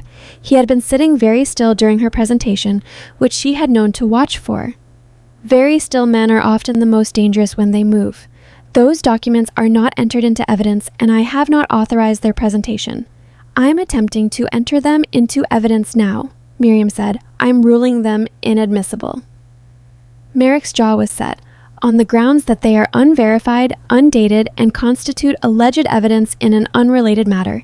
They are not relevant to the charges before this court. They are directly relevant, Miriam said, keeping her voice even, because they establish that the man ruling on this case has a financial interest in its outcome. The room was very quiet. Merrick's face had gone a particular color. I am ordering those documents confiscated, he said, and his voice had dropped into something harder underneath the official register, and I am ordering them destroyed as fraudulent materials. Bailiff. Then everyone here, Miriam said, loudly and clearly, turning to face the packed rows of witnesses behind her, has just watched a judge order the destruction of evidence of his own corruption. The room broke open, not into chaos, into sound, the sudden sound of 300 people reacting at once, the kind of noise that a room makes when something expected to happen one way happens another. Merrick was on his feet. Aldridge was half standing. Wycliffe, near the prosecutor's table, had gone very still in a different way, the stillness of a man making rapid calculations. Order! Merrick hit the bench with his gavel. Order, I will have order. Miss Bellrose, you are in contempt of this court, and I am ordering you. I wouldn't do that. A voice from the back of the room. It was not a loud voice. It didn't need to be. There was a quality in it that cut through the noise the way certain sounds cut through others. Something in the register of it that made the room settle whether it intended to or not. The man in the travel coat stood up. He reached into his coat and produced a badge and held it up where Merrick could see it and where 300 people behind him could see it. Deputy United States Marshal Silas Corbett, he said, out of Harker's Crossing. He paused. I've been sitting here for the last 40 minutes, Your Honor, and I've been listening very carefully, and I think we need to have a different conversation about what happens next. The two men beside him had stood as well. One of them was already moving toward the door, positioning, Miriam understood, covering the exit. The other had moved toward the bailiff with a look that communicated, without words, that the bailiff should stay exactly where he was. Merrick was staring at Corbett. The color had gone out of his face entirely. And across the room, Horace Wycliffe, the mayor of Red Willow, the man with the reasonable smile and the fear behind it, was looking at Miriam with an expression that had finally dropped all its pretenses. It was the expression of a man who had just understood that he had walked into a net. Miriam looked back at him steadily. She thought of her father. The safest place for something valuable is somewhere nobody thinks to look. He had been right about that. He had also been right, she thought, about her.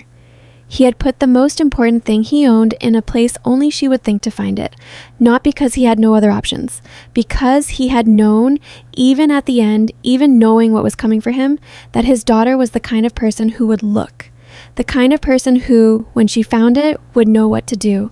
Merrick turned to Wycliffe and said something low and urgent. Wycliffe's jaw tightened. He said something back.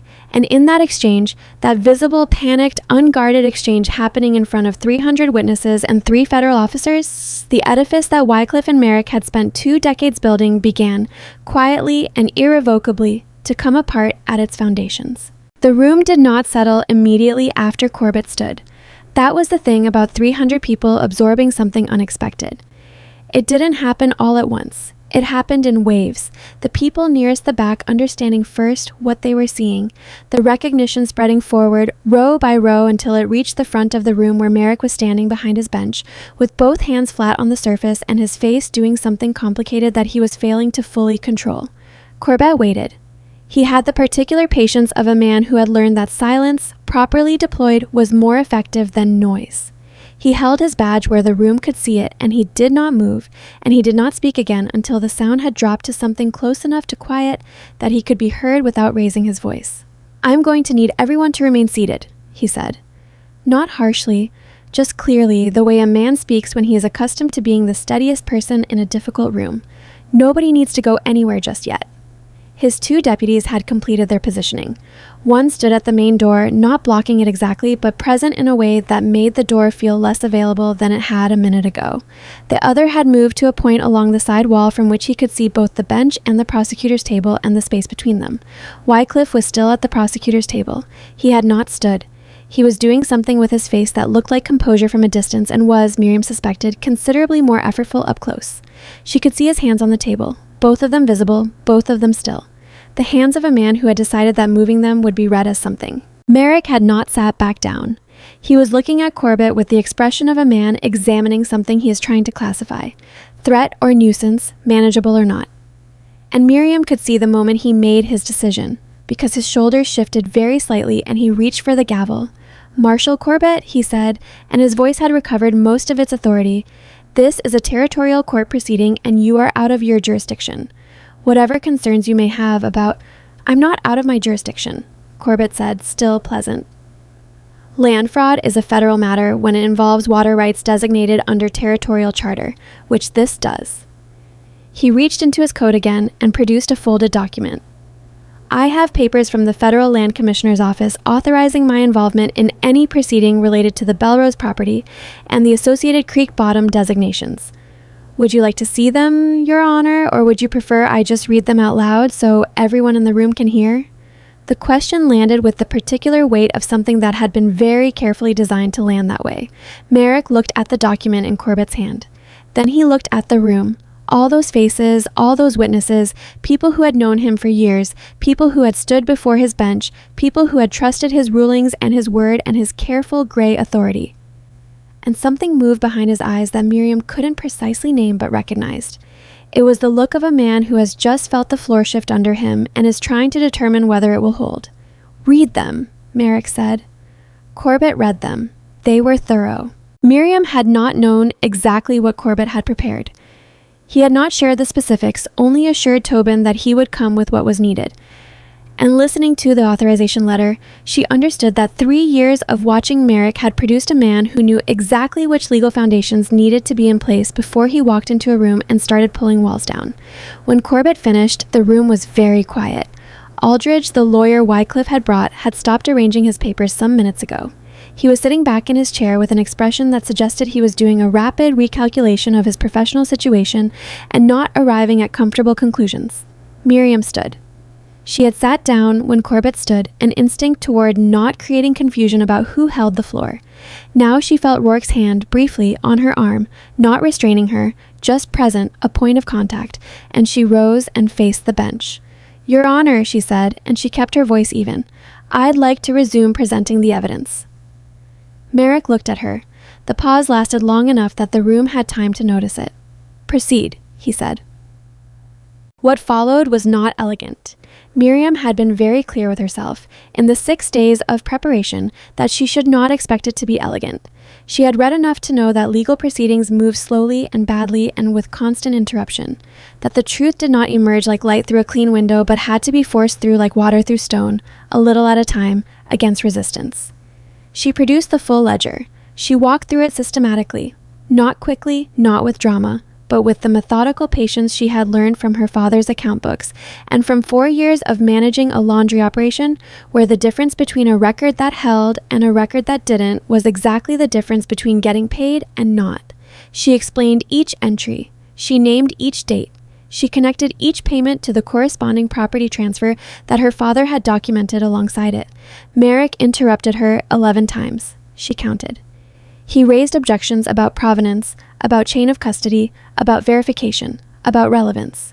He sustained his own objections, which was itself a thing the room could watch and evaluate. He struck 3 entries from the record entirely, declaring them inadmissible on grounds that grew progressively thinner as he used them, and each time he did it, Miriam simply acknowledged the ruling and moved to the next entry without argument, because she had understood from the beginning that the point was not to win each individual exchange. The point was the accumulated picture. 300 people were watching a judge work very hard to prevent specific information from entering the official record of a proceeding, and 300 people were capable of understanding what that looked like regardless of the technical grounds being cited. On the 4th interruption, someone in the back of the room said something, not loudly, barely audible, but audible enough. She didn't hear the words clearly, but she heard the tone, and she heard 2 or 3 people near that person make sounds of agreement, and she saw Merrick hear it too, saw the slight stiffening of his neck. On the 7th interruption, Corbett spoke from his position at the side of the room. "Your Honor," he said, "I am noting for the federal record that the court has now sustained 7 consecutive evidentiary objections raised by the bench without input from the prosecution. I want to make sure I'm understanding the procedure correctly." Aldridge shifted in his chair. He had the look of a man who very much wanted to be somewhere else. Merrick's jaw was tight. "You are welcome to note whatever you wish, Marshal." "Thank you," Corbett said mildly. "I will." Miriam continued. She reached the section of the ledger dealing with the Bellrose property, specifically the survey adjustments, the water rights, the manufactured debt that had appeared in official records 3 months before her father's death. She laid it out piece by piece, and she kept her voice steady, and she did not look at Wycliffe because looking at Wycliffe would make it about the two of them, and she needed it to be about the evidence. Then she reached the final section, her father's notes column, the 14 properties, the 7 entries marked not natural. She read them aloud. Name by name, date by date. The room had gone the specific kind of quiet that isn't peaceful. It's the quiet of people who are holding themselves very still because moving might break something. When she finished, she set the page down. Jonas Bellrose, she said, compiled these records over 5 years. He understood what he was documenting. He understood what it meant. And he understood at the end that he was not safe. He hid this evidence in the only place he trusted. She paused. He hid it with me, not because I was the most capable person he knew, because I was the one person he knew would look for it. Another pause. I looked. She sat down. The room was still quiet. Rourke beside her said nothing. He didn't need to. She could feel that he was there, which was enough. Merrick took a long breath. Then he looked at Aldridge. Does the prosecution wish to cross-examine? Aldridge stood slowly. He was a professional, and he did his job. He asked questions designed to challenge provenance, to raise doubt about the authenticity of her father's records, to suggest that a woman who stood to inherit property had obvious motivation to fabricate evidence supporting that inheritance. He was careful and controlled and not unkind about it, which was its own kind of thing to navigate. Miriam answered each question directly and without embellishment. She didn't over-explain. She didn't get angry. When Aldridge suggested that her father's records were convenient, she said, he hid them under a false bottom in a sewing chest for 4 years. If he was fabricating evidence, he committed to it considerably past the point of convenience. A sound from the room, not laughter exactly, closer to recognition. Aldridge concluded and sat. Merrick called a recess. The recess lasted 20 minutes, which was 15 minutes longer than Miriam had expected. She and Rourke stood near the side wall, close enough to Corbett that they could speak quietly without being overheard. Lenora had materialized from the 4th row and was standing slightly behind Miriam with the air of someone who has decided she is part of this group, whether invited or not. He's going to try to close it, Corbett said quietly. He was watching the door through which Merrick had disappeared. Rule the federal authorization insufficient. Declare the proceeding concluded, something along those lines. He needs to get out of this room before it gets any worse for him. Can he do that? Miriam asked. Technically, maybe, but Corbett paused. It'll be loud. The people in this room will have opinions about it, and opinions right now are not Merrick's friend. What about Wycliffe? Corbett's eyes moved to where Wycliffe was standing near the prosecutor's table, in quiet conversation with Aldridge. From this distance, it was impossible to read. Low voices, careful faces. He's deciding whether to cut Merrick loose, Corbett said. That's what that conversation is. Whether staying aligned with the judge helps him or hurts him at this point. It hurts him, Rourke said. He said it flatly, as a fact.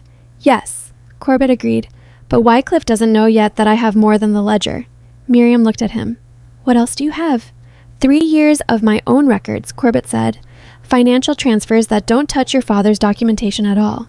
Independent corroboration for about 1/3 of what's in that ledger, built from the other end. Plus a deposition from a land office clerk in the territorial capital who processed several of the fraudulent transfers and has been willing to testify for 14 months since the moment I found him and explained that cooperation now looked considerably better than complicity later. He said all of this in the same mild conversational tone. I was waiting for something that would force a public proceeding. Your father's ledger was that thing. Miriam absorbed this. You've been building this for 3 years, she said. Closer to 4. He looked at her directly for the first time in the conversation.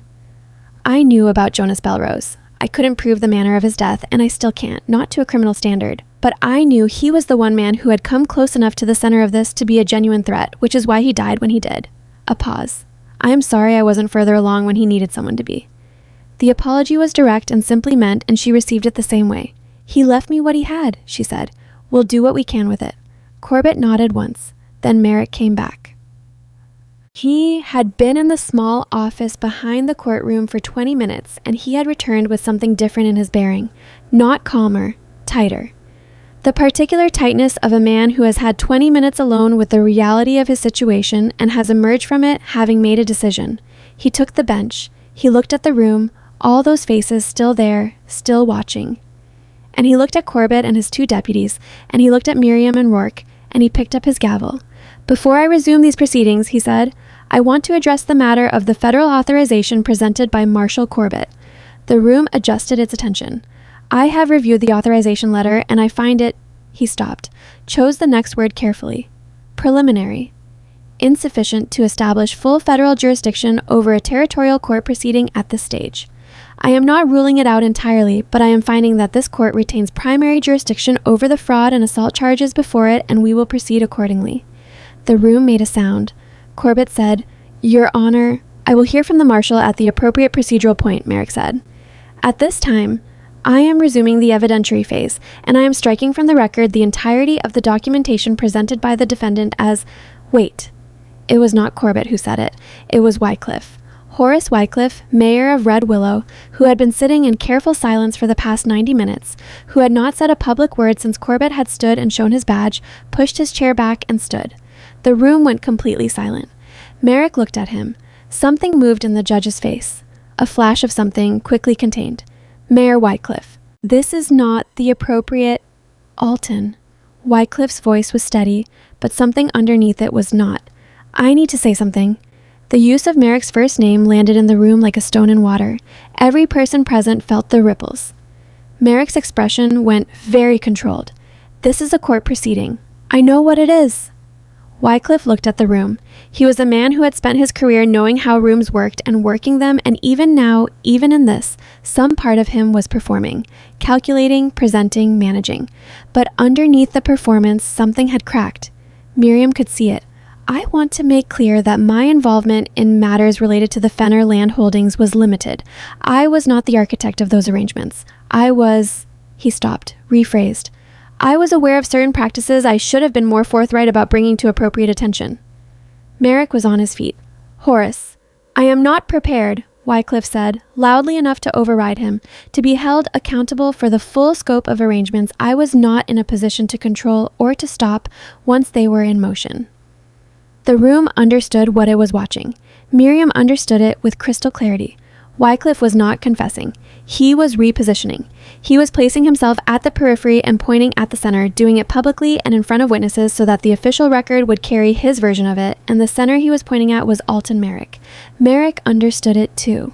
The judge looked at Wycliffe for a long moment, and what passed between them in that look was the final dissolution of an arrangement that had persisted for 20 years, and it happened in public in front of 300 people with 3 federal officers watching. Merrick said, very quietly, "You are making a serious mistake." "I'm limiting my exposure," Wycliffe said, equally quietly, but in a room silent enough that it carried, "which is what I should have done considerably earlier." Then Merrick turned on Miriam. "This—" He pointed at her, and his voice had shed its judicial register completely. It was just a man's voice now, angry and afraid beneath the anger.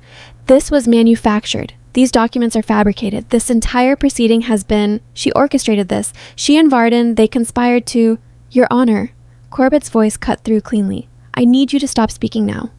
Merrick stopped, not because he had decided to, because something in the way Corbett said it communicated, with absolute clarity, that the next words out of Merrick's mouth were going to be entered into an official federal record, and would be evaluated by people who did not share Merrick's interest in any particular outcome. The silence that followed was long. Corbett walked to the front of the room. He moved without hurry, which was its own statement about who held the floor now.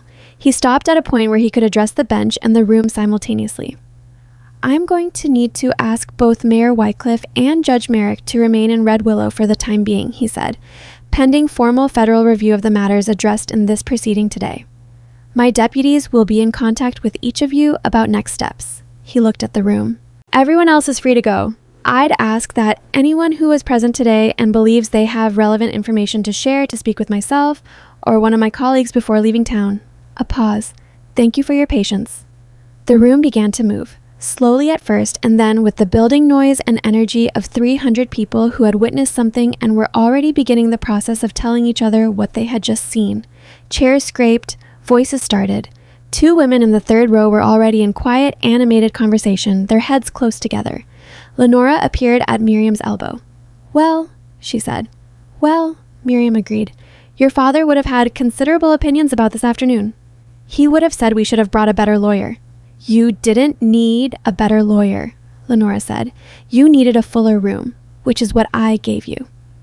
Miriam reached over and took Lenora's hand for a moment and held it. Rourke was watching Corbett, who had moved to a corner with his two deputies and was speaking quietly. After a moment, Corbett looked up and caught Rourke's eye and gave a small nod. Rourke returned it. Aldridge was already packing his papers with the focused efficiency of a professional who has decided that the best thing he can do for himself right now is be as unremarkable as possible while exiting a situation that is not going to improve for anyone associated with it. Wycliffe was standing near the prosecutor's table.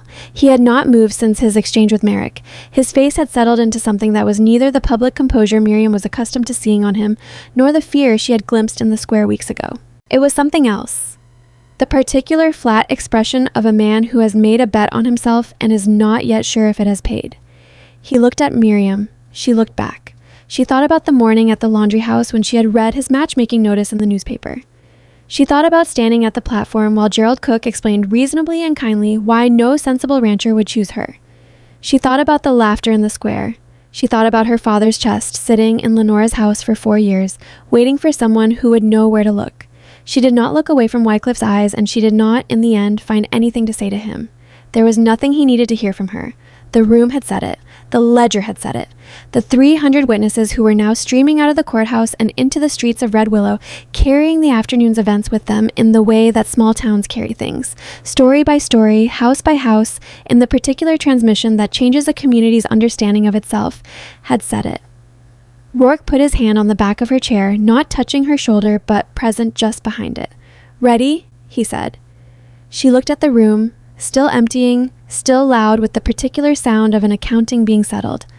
And she looked at the bench where Merrick had retreated to sitting with the posture of a man who has run out of moves, and she looked at the door through which the town of Red Willow was pouring back out into the spring afternoon. "Yes," she said. She stood. Her legs were steadier than she expected, which she was grateful for. The 6 days of preparation had taken something from her. The reading and the planning and the particular sustained tension of holding a very complicated thing together in your mind without letting it slip. And the proceedings themselves had taken more, and what she felt now was not triumph exactly. It was something quieter and more complicated than triumph. It was the feeling of having done what needed doing, of having stood in the right place and held. Corbett stopped them at the door. "There will be a formal federal proceeding," he said quietly. "It'll take time. Weeks, possibly a month or more, depending on how the Territorial Commissioner's office responds. Wycliffe is going to try to negotiate, which may or may not work in his favor. Merrick," he paused, "Merrick has fewer options given what just happened on the record." Another pause. "The Bellrose property, that will be part of the review. I can't make guarantees, but the evidence you've produced today establishes a strong basis for challenging the original seizure." Miriam nodded. She had known all of this intellectually for days, but hearing it stated plainly, standing in the doorway of the courthouse with the afternoon light coming in behind her, made it more real in a way that the planning had not. "What do we do in the meantime?" Rourke asked. "Go home," Corbett said. "Do your work. Let me do mine." He looked at them both, "And if anything happens, any riders, any notices, any pressure of any kind, you send word to me directly. Don't try to handle it through local channels." He glanced at Miriam. "You built a good trap," he said. "Took some nerve to sit in the middle of it." "My father built it," she said. "I just found it." Corbett considered this. "Both things can be true," he said. Then he turned back to the room and his work, and Miriam and Rourke walked out into the street. Red Willow in the late afternoon looked the way it always looked. The same storefronts, the same rutted road, the same mountains sitting above everything with their permanent indifference. And also different in a way that was difficult to articulate. Not physically different. Something in the air of it, maybe. The people coming out of the courthouse were talking to each other in ways that people who had been carrying the same silent knowledge for years talk to each other when someone has finally said it out loud. Tobin was waiting with the horses at the stable. He had not been allowed in the courtroom. Too young, Corbett had said, and also he had testimony he might eventually need to give, and witnesses were better kept separate until proceedings concluded. But he had been sitting on the fence outside Oakes's stable since mid-morning with the focused patience of someone who has learned to wait without falling apart. When he saw their faces, he let out a breath that suggested he had been holding it for considerable time. "Well," he said. "Corbett has what he needs," Rourke said. Tobin looked at Miriam. Did it work? She thought about Merrick's face when Corbett stood. She thought about Wycliffe turning on Merrick in front of 300 people. She thought about the ledger entries read aloud in a packed room, each name and date and figure hanging in the air where no amount of procedural management could take them back. Ask me again in a month, she said. But, yes, I think it worked. Tobin closed his eyes briefly, the way young people do when relief hits them harder than they expected. And when he opened them again, he was doing his best to look like someone for whom this had never been in doubt. I knew it would, he said. No, you didn't, Rourke said. No, Tobin admitted. I really didn't. Lenora had appeared at some point. Miriam was becoming accustomed to Lenora appearing, and she handed Miriam a wrapped piece of something from her coat pocket. Cornbread, she said. You haven't eaten since this morning, and you look like a person who hasn't eaten since this morning. Miriam took it. It was still slightly warm. She ate it standing by the horses in the late afternoon light, and Rourke checked the saddles without being asked, and Tobin chattered at Lenora about the ride to Harker's Crossing in the tone of someone who has had a significant experience and needs to process it by describing it at length, and Lenora listened with the particular quality of attention that made young people feel that what they were saying mattered. It was ordinary. It was, Miriam thought, an ordinary moment in the middle of something that had been anything but ordinary, and the ordinariness of it was the thing that finally let something in her chest loosen slightly, like a knot that has been pulled at from the right angle and gives. She still didn't know how the federal review would conclude. She still didn't know if the Bellrose property would be formally returned, or if Wycliffe's attempt to reposition himself would succeed or fail or land somewhere in between. She still didn't know how much of what her father had believed about those 7 entries in the notes column could ever be conclusively established. There were things she might never know, but she knew that her father's records were in federal hands now, and that 300 people had watched Merrick try to destroy them and fail, and that whatever came next would happen on a different footing than anything that had come before. She finished the cornbread. She looked at Coldwater Ridge, visible above the town's roofline, catching the last of the western light. She looked at Rourke, who was adjusting the second horse's girth strap with the focused, competent attention he gave to every physical task, and who looked up at exactly the moment she looked at him, and who didn't say anything. She didn't either. There was a time, not long ago, when she would have thought that 2 people who had nothing to say to each other were simply people with nothing to offer. She understood now that that was wrong, that some things existed in the space between words, that the man who had said yes in a laughing square and meant it, who had told her about Catherine with one hand on a coffee cup at 4 a.m, who had looked at terrain the way other people looked at problems and found in it not obstacles but tools, that man communicated plenty, constantly, in a language she was still learning but was no longer a stranger to. Let's go home, she said. Rourke swung up onto his horse. Yeah, he said. They rode out of Red Willow as the light went gold and then amber and then began to fail, and the road north carried them toward the mountains, and the mountains were, as always, indifferent to the small human drama at their feet. But indifference, Miriam had decided, was not the same as not witnessing. The mountains had been there. They had seen all of it. And the ridge, when they reached the upper pasture in the full dark with a half moon giving just enough light to navigate by, looked exactly as it always had, solid and permanent and cold at the peaks and unmoved by anything that passed on its face.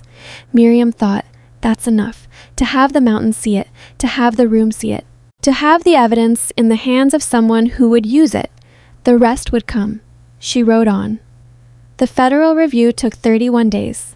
Miriam knew this precisely because she counted them.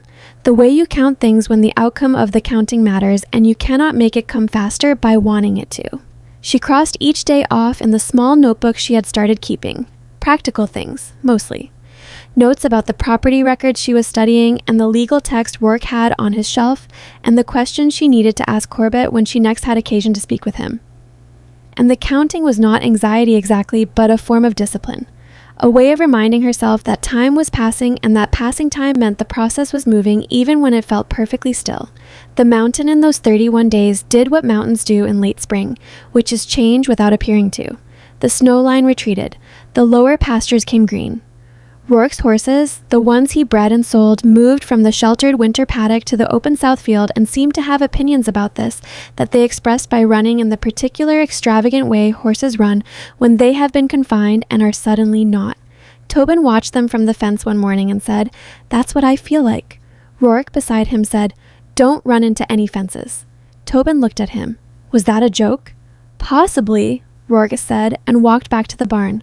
Tobin turned to Miriam, who had been standing on the porch with her coffee. "He made a joke," Tobin said, as if reporting a meteorological event. "I heard," Miriam said. "That's new." "Is it?" Tobin thought about this. "Yeah," he said. "Yeah, I think it is." Miriam looked at the barn door through which Rourke had disappeared and said nothing, but she took the observation and put it somewhere she would think about later. The waiting was hard in specific ways she had not anticipated. The action, the preparation, the trial, the moment in the courthouse when everything cracked open in front of 300 witnesses. That part she had been ready for, or as ready as anyone can be for something they have never done before. What she had not prepared for adequately was the stillness afterward, the returning to ordinary days while somewhere, in offices and Capitol buildings she had never seen, men she had never met were evaluating the evidence her father had died to preserve, and their evaluation would determine whether what had happened in that courthouse meant anything permanent or just made a loud noise and faded. She wrote to Corbett twice in those 31 days. He wrote back once, brief and factual. The review was proceeding. Merrick had retained legal counsel and was contesting the scope of the federal authorization. Wycliffe had provided a formal deposition that Corbett described only as extensive, and she should expect formal notification within the month. She read that letter 4 times and then put it in her notebook and went to help Tobin mend the north fence line, because physical work was still the best mechanism she knew for managing the kind of thinking that couldn't be resolved by more thinking. Rourke found her there an hour later, working a section of wire that had been pulled loose by something heavy moving through it in the winter. He took the other end of the wire without being asked and held tension while she worked the splice. They did not talk about the letter or the review or what was coming. They talked about the fence, where else it needed work, whether the post at the lower corner needed replacing or just resetting, whether the ground had softened enough to do it now or whether they should wait another week. It was not an important conversation. It was, in its way, everything. The notification came on the 31st day by a rider from Harker's Crossing, a young man in a federal courier's coat who arrived in the mid-morning and handed Miriam a sealed envelope with the territorial commissioner's seal on the outside, and then stood by his horse in the way of someone who has been told to wait for a response. Miriam took the envelope inside. Rourke was at the kitchen table with a survey map. He looked up when she came in and looked at the envelope and said nothing. She opened it standing up. It was 4 pages, dense with the particular language of official determinations, and she read it twice before she could distill it into something that would hold. Alton Merrick had been removed from the territorial bench pending criminal proceedings on charges of bribery, fraudulent adjudication, and conspiracy to commit land fraud. His contest of the federal authorization had failed. The territorial commissioner's office had found the scope of the federal jurisdiction valid and the evidence presented in the Red Willow proceedings sufficient to warrant full federal investigation. Horace Wycliffe had entered into a cooperation agreement with federal authorities. The terms were not fully disclosed in the notification letter, but the language made clear that his cooperation had been substantive. The phrase used was materially significant to the scope of the investigation, and that charges against him were pending subject to the terms of that agreement. He had resigned as mayor of Red Willow the previous week, the Bellrose property. She found that section on the 3rd page and her eyes moved through it faster than was wise, and she had to go back and read it again, slowly. The original seizure of the Bellrose property had been determined to be based on fraudulent debt instruments manufactured with the involvement of parties now subject to federal investigation. The seizure was being formally set aside. Legal title to the creek bottom property, the associated water rights, and the structures on the original Bellrose land was being restored to Miriam Bellrose Varden as the surviving heir of Jonas Bellrose, effective upon her receipt of this notification. She put the letter down on the table. She sat down. She had thought in the 31 days of waiting that she had prepared herself for both outcomes. She had told herself, carefully and repeatedly, that the evidence might not be enough, that Merrick's legal maneuvering might succeed, that Wycliffe's cooperation might be insufficient or self-serving in ways that undermined rather than supported the case, that 4 years of a corrupt system's momentum was a lot to reverse in a single federal review. She had thought she was ready for either answer. She was not, it turned out, ready for this one. Not because it was surprising exactly, because it was real, and real things land differently than anticipated things, and what landed in her now was not triumph or relief or vindication. It was something older and heavier than any of those, the particular grief that lives inside good news, when the person who should have been there to receive it is not. She put both hands flat on the table and looked at them. Rourke waited. He let the silence be what it needed to be for a long moment, and then he said, "What does it say?" She told him. He listened to all of it without moving. When she finished, he was quiet for a moment, and then he said, "Jonas would have been—" "I know," she said. "I know you know. I was going to say it anyway." She looked up at him. His face was doing that thing she had learned to read over these weeks. Not closed, not distant, but carrying something it wasn't quite going to put into words, which was as close as Rourke Varden got to visible emotion, and which she had come to understand was not inadequacy, but a different language. "Thank you," she said. For what?" "For saying yes in that square, when a sensible man would have said no." Rourke was quiet for a moment. "I've been called a lot of things," he said. "Sensible isn't one of them." She laughed. It came out shorter and less steady than she intended, and something in her eyes went hot in a way she hadn't expected, and she pressed the back of her hand against her mouth for a second and got it under control. Rourke reached across the table and put his hand over hers, just rested it there. They sat like that for a while, which was its own kind of language, and outside the mountain went on being a mountain, indifferent and permanent and present. She went back to the Bellrose property for the first time on a Tuesday, 2 weeks after the notification. Rourke rode with her, not ahead, not behind, beside her, which she recognized as a statement of a particular kind, the kind that doesn't need to be made explicit to be understood. The property was not what she remembered, except where it was. 4 years of contested ownership and legal uncertainty had left it in the possession of no one in particular, which in practical terms had meant minimal maintenance and the kind of drift that happens to places when people have stopped caring about them. The main house was standing but looked tired. The barn had lost half its roof to a winter storm. The creek bottom fields, which had once been her father's pride, the rich flat ground with the water access that made them worth fighting over, were overgrown but intact, the way good land always comes back when you let it breathe. She stood at the edge of the main field for a long time. Rourke stood beside her. "It's going to take work," she said. "Yes." "A lot of work." "Yes," he said again. "I'm not complaining," she said quickly. "I'm just looking at it clearly." "I know." She looked at the creek, running at the edge of the field the way it always had, the way it had run when her father walked this ground and when she was a child following behind him, not quite understanding what she was looking at, the way it had run all the years. The property sat in someone else's contested hands, and all the years before any of them were born. The creek didn't know about any of it, it just ran. "I'm going to rebuild it," she said. "I know that too." She looked at him. "You're not going to tell me it's going to be hard, or that I should think carefully about what I'm taking on, or—" "No." He said it simply. "You know all that. You don't need me to say it." "Some people would say it anyway." "Some people," Rourke said, "say things for their own comfort rather than yours." She looked back at the creek. "I want to combine them," she said. "The Bellrose property and Coldwater Ridge. Run them as one operation." She paused. "This land for the fields and the water. The ridge for the horses and the cattle." Another pause, more careful. "If that's something you'd consider." Rourke was quiet for a moment. "I'd consider it," he said. "I'm not trying to—" "Miriam." He said her name the way he said most things, without ornamentation, just the word itself, which somehow made it more rather than less. "I'd consider it, yes." She nodded, looked at the field, looked at the creek. "All right then," she said. She told Lenora in person, which felt necessary. She went to the house on Alderman Street on a Wednesday morning and sat in Lenora's kitchen and drank Lenora's coffee, which was stronger than anyone else's, and she told her everything the notification letter had said and watched Lenora's face while she heard it.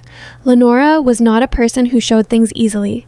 71 years and 2 dead husbands and 4 raised children had given her face a certain composed quality that served as a default in most situations. But while Miriam talked, something moved underneath that composure. Not breaking through it exactly, just visible beneath it the way water is visible beneath clear ice. When Miriam finished, Lenora picked up her coffee cup and held it in both hands and looked at the surface of the liquid for a moment.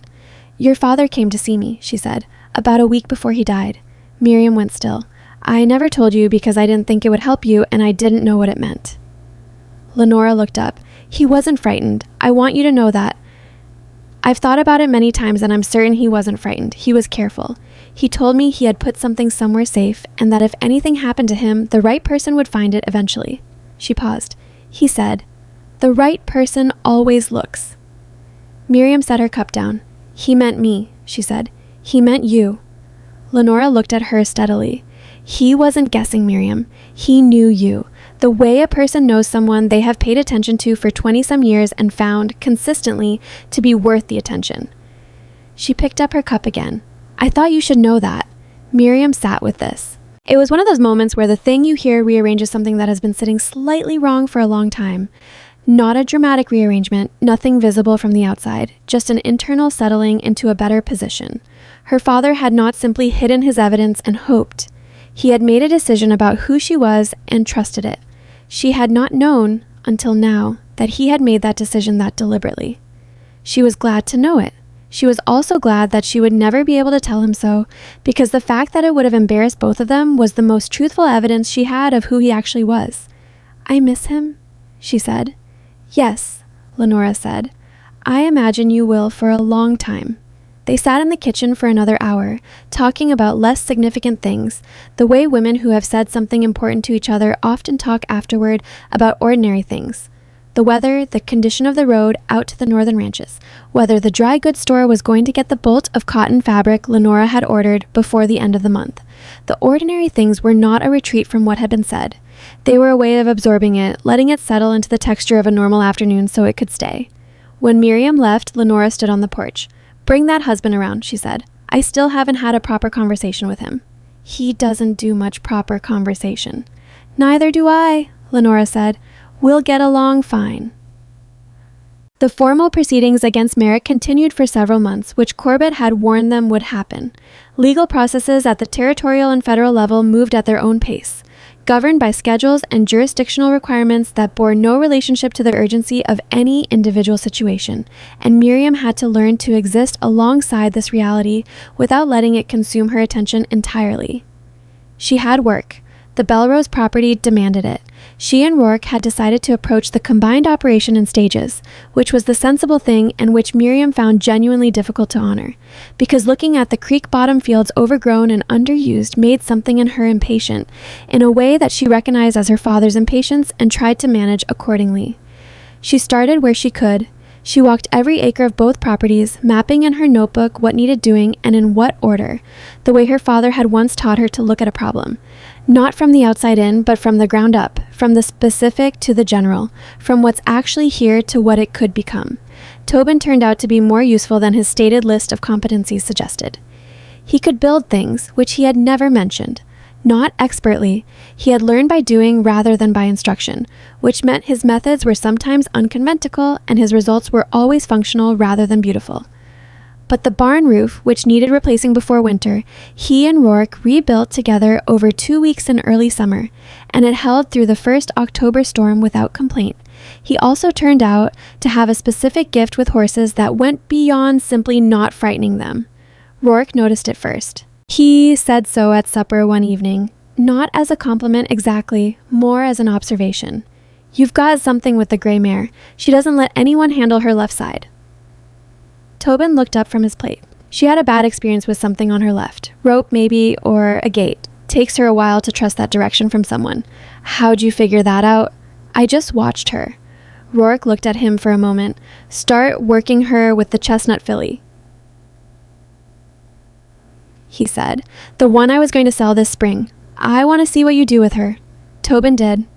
What he did with her was considerable and quiet and took 3 months, and at the end of it, the filly sold for 40% more than Rourke's original asking price, and Rourke increased Tobin's pay without discussion. These were the things that happened alongside the legal processes, the ordinary accumulation of days and work and small decisions, the ranch becoming more itself, or rather, becoming a new version of itself, that neither Coldwater Ridge nor the Bellrose property had been separately, something built from both. Miriam planted a kitchen garden at the Bellrose house in late spring, on the south side where the soil was best, and it produced crookedly and partially and with the stubborn irregularity of a garden that has had no one caring for it for 4 years and is not yet sure it trusts the new arrangement. She tended it anyway. She had learned enough about patience to know that trust between people and growing things takes time and consistent attention and is not improved by impatience, however justified. Merrick was formally convicted 8 months after the Red Willow courthouse proceeding. The The charges were bribery, fraudulent adjudication in 17 separate land cases over 11 years, and conspiracy to commit fraud resulting in wrongful property seizure. The territorial court that tried him, convened in the capital, presided over by a federal judge from outside the territory, found him guilty on all counts. He was sentenced to 7 years. Wycliffe's cooperation agreement resulted in reduced charges. He was convicted of conspiracy and fraudulent misrepresentation, sentenced to 3 years, and permanently barred from holding public office. The reasonable smile and the good coat went with him into the custody of the territorial marshal, and Red Willow elected a new mayor the following spring, a woman named Patrice Holden, who ran the feed store and had never had any patience with Wycliffe and made no secret of the fact. Corbett sent Miriam a brief letter when both sentences came through. It said, "Justice is imperfect and slow, and I've spent enough years working in its direction to have made my peace with that. What happened in Red Willow was as clean as I've seen. Your father built something that held. So did you." She kept that letter in her notebook alongside Lenora's. The night after Corbett's letter arrived, Rourke found Miriam on the porch of the Bellrose house, which had been repaired and cleaned and which they used now when they were working the lower fields, a place to stay that was closer than riding back up the ridge each evening. She was sitting on the porch steps with her notebook open on her knee and a lamp set on the rail beside her, though she wasn't writing anything, just sitting. He came and sat beside her on the steps. The night was warm and clear, a late summer night that smelled like dry grass and the creek nearby, and the sky had enough stars that the dark didn't feel entirely dark. "You all right?" he said. "Yes." She looked at the notebook. "I was thinking about what Corbett said, that my father built something that held. He did. So did a lot of other people," she said. "He built it. Lenora protected it without knowing what it was. Corbett spent 3 years building his own version of it. You spent 4 years watching and waiting and not giving up on something you couldn't yet prove." She turned the page of the notebook absently. "I just found the piece that connected it." "That's not nothing," Rourke said. "I know. I'm not minimizing it." She looked at the sky. I think people tell stories about things like this, and they want a single person at the center of it, the hero who did the thing." She shook her head slightly. "That's not how it worked. It never is. It's always more distributed than that. More people making more small decisions over more years than any single story can hold." Rourke was quiet for a moment. "Your father made the decision to document everything instead of running or going quiet." "Yes." "That took something." "Yes." "And you made the decision to cross the square." He said it without emphasis, just placing it there, when every sensible reading of the situation said, "Don't." She didn't answer immediately. She thought about that morning at the matchmaking event. She thought about the laughter in the square, how it had felt physical, how the back of her neck had gone hot and her jaw had tightened, and how in that moment there had been 2 clear options: retreat to the familiar perimeter where she had been living for 4 years, or move. She had moved, not because she knew what would happen. She hadn't. She had crossed that square knowing only that she could not stay where she was and remain who she was, and that whatever happened next would at least be something she had chosen rather than something that had happened to her. "I was angry," she said. "That's the honest truth of it. I was angry, and I was tired of being angry in a direction that accomplished nothing. It wasn't brave. I'd run out of other options." "That's usually what brave is," Rourke said. She looked at him. He was looking at the stars, his profile in the lamplight, the scar on his jaw, the line of his nose that had been broken at some point and healed slightly off-center, the particular quality of his stillness that she had first read as closed and now read as something else entirely. Presence. He was a man who was completely where he was. It was rare, she had decided, rarer than it seemed like it should be. "What was it for you?" she asked. "In the square. What made you say yes?" He thought about this for a long moment, which she knew by now meant he was going to say the true thing rather than the convenient one. "Catherine," he said. She waited. "She crossed rooms too," he said. "Not the same way, but when something needed doing, she did it. She didn't negotiate with it first. She just moved." He paused. "I watched you cross that square and I thought, there's someone who does that. And I thought," he stopped again. "I thought I wasn't going to watch another person like that walk away from something that should have been better than what they got." The lamp flame moved slightly in a breath of air from the creek. "That's not the same as saying yes because of me," Miriam said carefully. "No," he agreed, "but it's how I got there." He finally looked at her. "What I said yes to turned out to be a different thing than what I thought I was saying yes to, which has happened to be an improvement." She held his look. There were things she had found that Rourke said simply that required a moment to absorb because they arrived without the usual surrounding language that signals importance. He didn't build toward them. He just said them, in the same tone as everything else, and left the landing entirely up to you. An improvement, she said. Considerable, he said. She leaned her shoulder against his, which was a thing she had started doing sometime in the past weeks without having decided to, the way certain things in a life between two people start without formal beginning. He didn't move away. He shifted slightly to accommodate the contact in a way that was quiet and without comment, and she felt the warmth of him, and the porch steps were hard, and the night was getting cooler, and the creek was running at the edge of the field the way it had always run, indifferent and present. "I'm glad you said yes," she said. "I know," he said. "I'm going to keep saying it." "That's fine," he said. "I'll keep knowing it." The following spring, they formalized the combined operation. Rourke's survey maps and Miriam's notebooks became the foundation of a shared record. One ranch, 2 parcels, 1 set of accounts maintained in the methodical way Jonas Bellrose had maintained his, which Miriam recognized as inheritance of a particular kind. Not land or money, but a way of doing things, a habit of precision in the face of the world's imprecision, a belief that records matter and that what gets written down can outlast the people who wrote it. Lenora came out to the ranch for the first time that spring. She came with enough luggage to suggest the visit was not going to be brief, which Miriam had suspected and which suited her entirely. Lenora looked at everything with the evaluating eye of a woman who has spent 71 years forming opinions and sees no reason to stop, and she said relatively little during the first day, which Miriam understood to mean she was still collecting information before rendering judgment. Her judgment, when it came, was delivered to Rourke directly. She found him in the barn, deliberately found him, Miriam suspected. And they talked for perhaps 40 minutes, which was 35 minutes longer than Rourke typically talked to anyone, and when he came out, he had the faintly unsettled expression of a man who has been assessed more thoroughly than he expected. "What did she say?" Miriam asked. "Many things," Rourke said. "What things?" He considered. "She said your father told her once that the greatest mistake a person can make is to protect themselves from everything, because then they're protected from their own life." He paused. "She said she thought I understood that now better than I used to." Miriam looked at him. "Do you?" "I'm working on it," he said, which was the most honest thing she could have hoped for, and she had decided a long time ago that honest effort in an imperfect direction was worth more than easy certainty in any direction at all. Lenora stayed for 3 weeks and left with a standing invitation to return, and she did, twice more that year.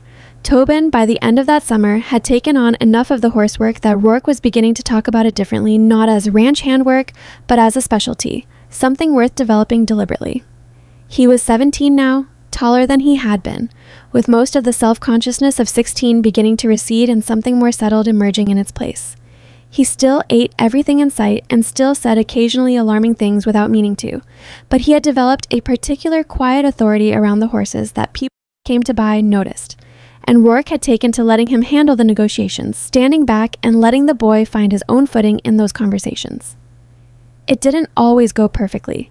Tobin oversold one colt's training in a transaction that autumn and had to do considerably more work to make the claim accurate before the buyer came to collect, and Rourke said, when it was resolved, that this was a lesson that would cost less the earlier it was learned, and Tobin said he understood, and that was the end of it. Which was itself something. The end of it being the end of it, rather than something carried forward and held against him. There was a morning the following autumn, a clear morning, cold, the mountains showing the first dusting of the early snow that comes before the real snow. When Miriam stood at the edge of the creek-bottom field with her notebook and looked at what the combined property had become in the year and a half since the notification letter, the fields were working fields now, not perfect, not finished, but productive in the deliberate way of things that have been attended to with consistency rather than brilliance. The barn at the Bellrose property had been rebuilt, not by Tobin and Rourke alone.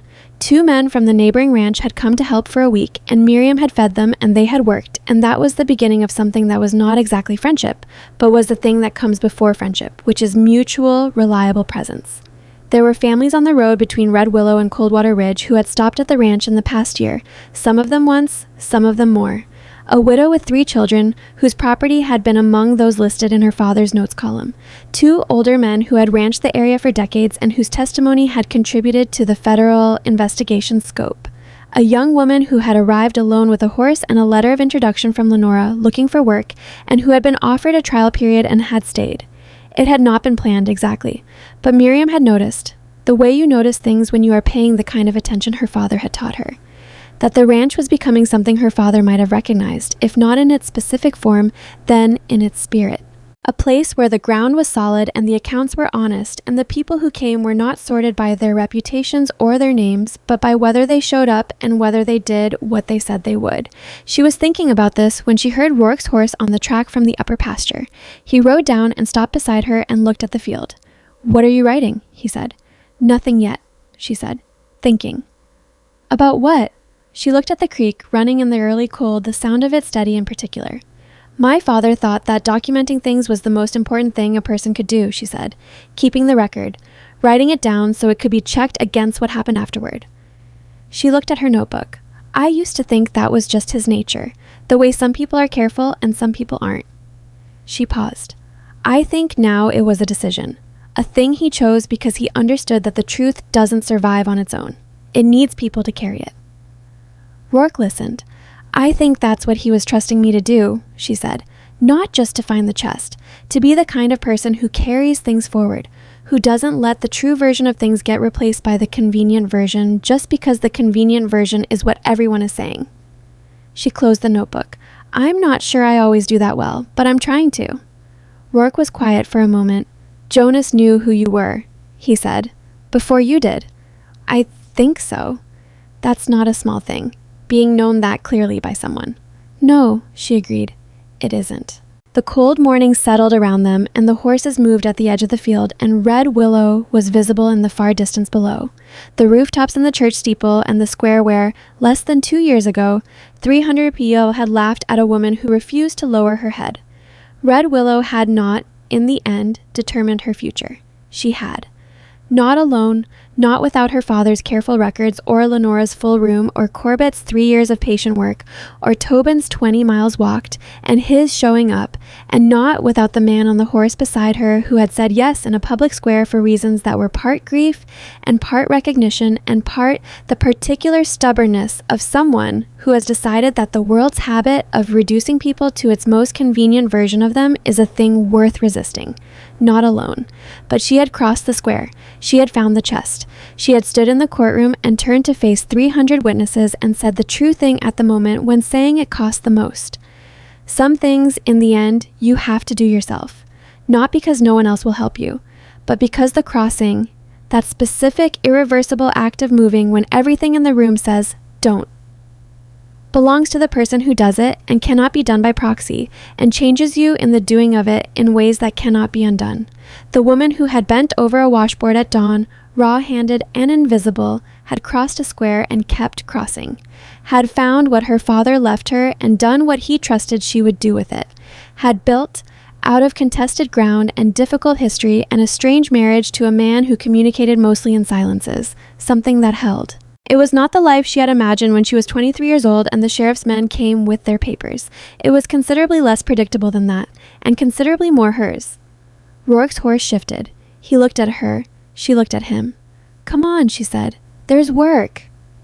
He turned his horse back up the track. She put the notebook in her coat pocket and followed him, and behind her the creek ran on as it always had, carrying what it always carries, the ordinary passage of water over stone, which knows nothing about land fraud or courtrooms or the courage it takes to cross a laughing square, but which has been running since before any of them were born and will be running long after, indifferent and faithful, keeping its own record in the language of water, which is the oldest and most honest language there is.